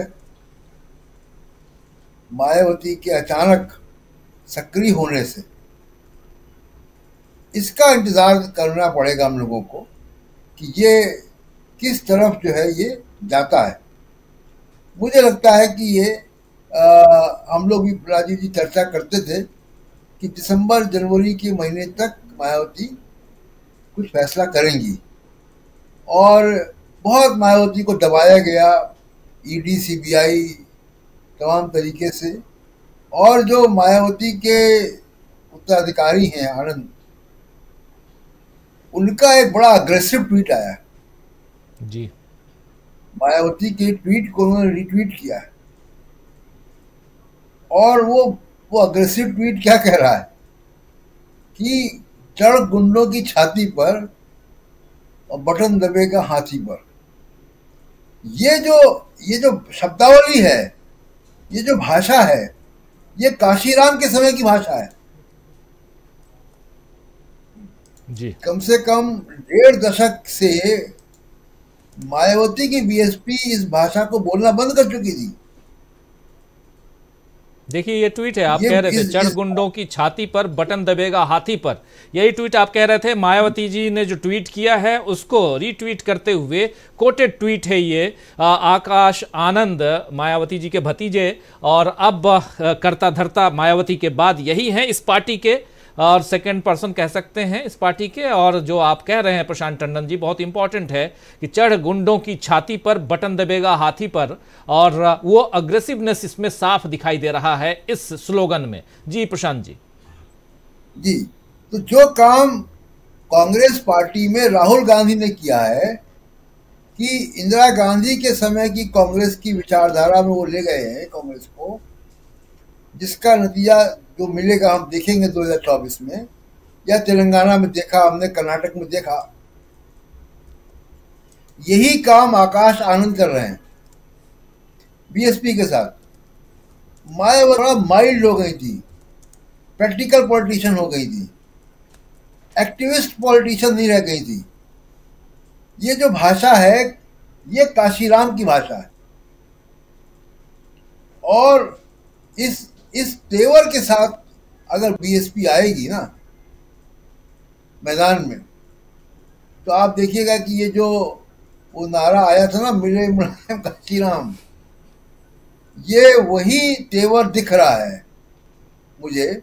और वो बहुत अग्रेसिव हमला जो हिंदुत्व की राजनीति है उस पर करेंगे और उनके पास क्योंकि पहले से बड़ी फॉलोइंग है, उसका बहुत बड़ा मूवमेंट जो है वो मिलेगा जब राहुल गांधी उत्तर प्रदेश में सामाजिक न्याय की बात को लेकर एंटर करेंगे। तो ये जी, दो और धाराएं सबसे ज्यादा दिन रहेंगे उत्तर प्रदेश में राहुल गांधी। 11 दिन लंबी यात्रा है, 11 दिनों की उत्तर प्रदेश में राहुल गांधी की। और दूसरी बात है, एक इंपॉर्टेंट बात इस चर्चा में आज हम लोग नहीं कर पाए थे लेकिन वो रखना चाहता हूं कि अब चुनाव आयोग जो है वो बहुत ज्यादा सतर्क होता हुआ ईवीएम के मसले पे दिखाई दे रहा है।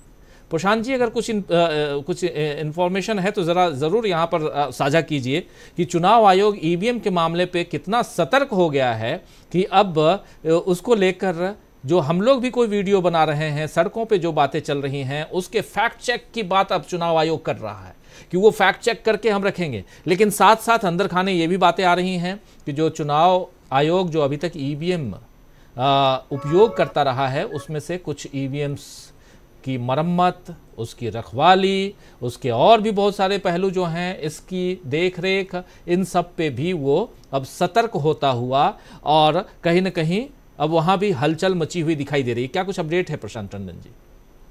जी देखिए, पहली बात तो ये कि जो आप कह रहे हैं बिल्कुल सही बात है कि चुनाव आयोग ने क्या करना शुरू किया है कि हम ही लोगों के मैंने ही कल वो इंटरव्यू पब्लिश हुआ है कंगन गोपीनाथन का, जो पूर्व आईएएस हैं, और उनसे मैंने ईवीएम के बारे में बड़ी गहन चर्चा की क्योंकि वो इंजीनियर भी रहे हैं, वो बाई क्वालिफिकेशन इंजीनियर हैं जी। और उन्होंने बहुत बारीकी से ईवीएम के बारे में बताया बिना कोई आरोप लगाए। अब उस इंटरव्यू के नीचे इलेक्शन कमीशन ने एक डिस्क्लेमर चला दिया। आप यूट्यूब में जाएंगे और देखेंगे तो डिस्क्लेमर चल रहा है। ये तमाम और लोगों के भी कार्यक्रमों में चल रहा है ऐसा डिस्क्लेमर। तो इससे लगता है कि इलेक्शन कमीशन पे पहली बार असर हुआ है। जो ये बातें हो रही हैं पब्लिक डोमेन में, उसका असर हुआ है, डिफेंसिव हुए हैं। और जब असर हुआ है तो जाहिर सी बात है कि उसमें कुछ करेक्टिव मेजर्स भी होंगे और कम से कम उतना सीना चौड़ा करके जो चोरी हो सकती थी वो नहीं होगी। ये तो फर्क पड़ेगा। इसलिए इस मोमेंटम को बनाए रखना आवश्यक है। बिल्कुल जी बिल्कुल सही आप कह रहे हैं प्रशांत टंडन जी। और इलेक्शन कमीशन सतर्क होता हुआ दिखाई दे रहा है और ये जो मोमेंटम है इसको बरकरार रखना जरूरी है। ईवीएम को लेकर जो चर्चा अभी हो रही है जनता के बीच, उसको जन जन तक पहुंचाना जरूरी है ताकि सतर्कता आए। आपका वोट, हमारा वोट वहां तक पहुंचे जहां तक आप पहुंचाना चाहते हैं, जिसको आप वोट देना चाहते हैं वहां तक जाए। 5 तारीख को चुनाव होता है, उपचुनाव श्री गंगानगर के करणपुर सीट पर, और उसके बाद 3 दिन बाद वोटिंग होती है और रिजल्ट कांग्रेस के पक्ष में जाता है। लेकिन अगर ये महीने भर बाद अगर काउंटिंग होती तो क्या रिजल्ट ऐसा ही आता? सवाल यही तो पूछा जा रहा है, आखिर ऐसा क्यों हो रहा है? दबी जुबान से ही सही, जैसे मैं भी थोड़ा सा अपनी जुबान को दाब कर कह रहा हूं, तो इसीलिए क्योंकि यही सवाल तो पूछा जा रहा है कि 7 तारीख को आप वोटिंग करवाते हैं 7 नवंबर को और काउंटिंग करवाते हैं 3 दिसंबर को, उसके बाद आखिर क्या हो जाता है? ठंड लग जाती है ईवीएम को, या ज़्यादा गर्मी लग जाती है, कि रिजल्ट कुछ और आ जाते हैं? ये जब आंकड़े एक बार प्रशांत जी हम लोग निकाल के वो आंकड़े भी इस कार्यक्रम में रखते हैं कि अभी तक जितने काउंटिंग हुए और दिन अगर ज़्यादा रहे, गैप ज़्यादा रहा, तो रिजल्ट किस दिशा में गए हैं, ये भी रखना ज़रूरी है। क्यों हम सिर्फ हम पर भी कोई आरोप लगाए कि आप जनता को ईवीएम के मामले पर गुमराह कर रहे हैं? क्योंकि अब चुनाव आयोग ये कह रहा है कि उन तमाम लोगों को नोटिस भेजा जाएगा जो ईवीएम के मामले पर गुमराह कर रहे हैं। हो सकता है ये नोटिस आपके हमारे पास भी आए, लेकिन चर्चा करना लाजमी ज़रूरी है, बहुत ज़रूरी है ईवीएम पे। इसीलिए जो भी अपडेट होगा ईवीएम पे हम तो देंगे ही दोस्तों, आप तक पहुंचाएंगे ही, ये वादा है हमारा। लेकिन साथ साथ दिन भर के घटनाक्रम में एक बहुत बड़ी हलचल इंडिया गठबंधन के अंदर है और अंदर खाने बात यही चल रही है। बात ये कि कांग्रेस और मायावती जी के बीच इस बात को लेकर कि मायावती कभी भी गठबंधन में शामिल हो सकती हैं, ये चर्चा बहुत तेज है और इसको लेकर दूसरे दल भी कांग्रेस से सहमत नजर आ रहे हैं। असहमति सिर्फ और सिर्फ एक पार्टी के पास है और वो है समाजवादी पार्टी। शायद वो भी सहमत हो जाए। जरूरी है, 1 से भले 2, 2 से भले 4, 4 से भले 16, ऐसे ही होता है। तो चलिए इस कार्यक्रम को समाप्त करने की इजाजत चाहता हूं। उससे पहले बहुत बहुत शुक्रिया अदा करना चाहता हूं प्रशांत टंडन जी आपका, बहुत बहुत शुक्रिया। डॉक्टर दीपक पाचपोर जी बहुत बहुत शुक्रिया। अमलिंदु उपाध्याय जी और साथ में हमारे 2 साथी और जुड़े थे, उन दोनों का भी बहुत शुक्रिया। सुनील शुक्ला जी हमारे साथ थे और प्रेम कुमार जी हमारे साथ जुड़े हुए थे। तो आप पांचों का बहुत शुक्रिया। और आप तमाम साथी जो हमारे साथ बने हुए हैं, असलम चिश्ती जी लिख रहे हैं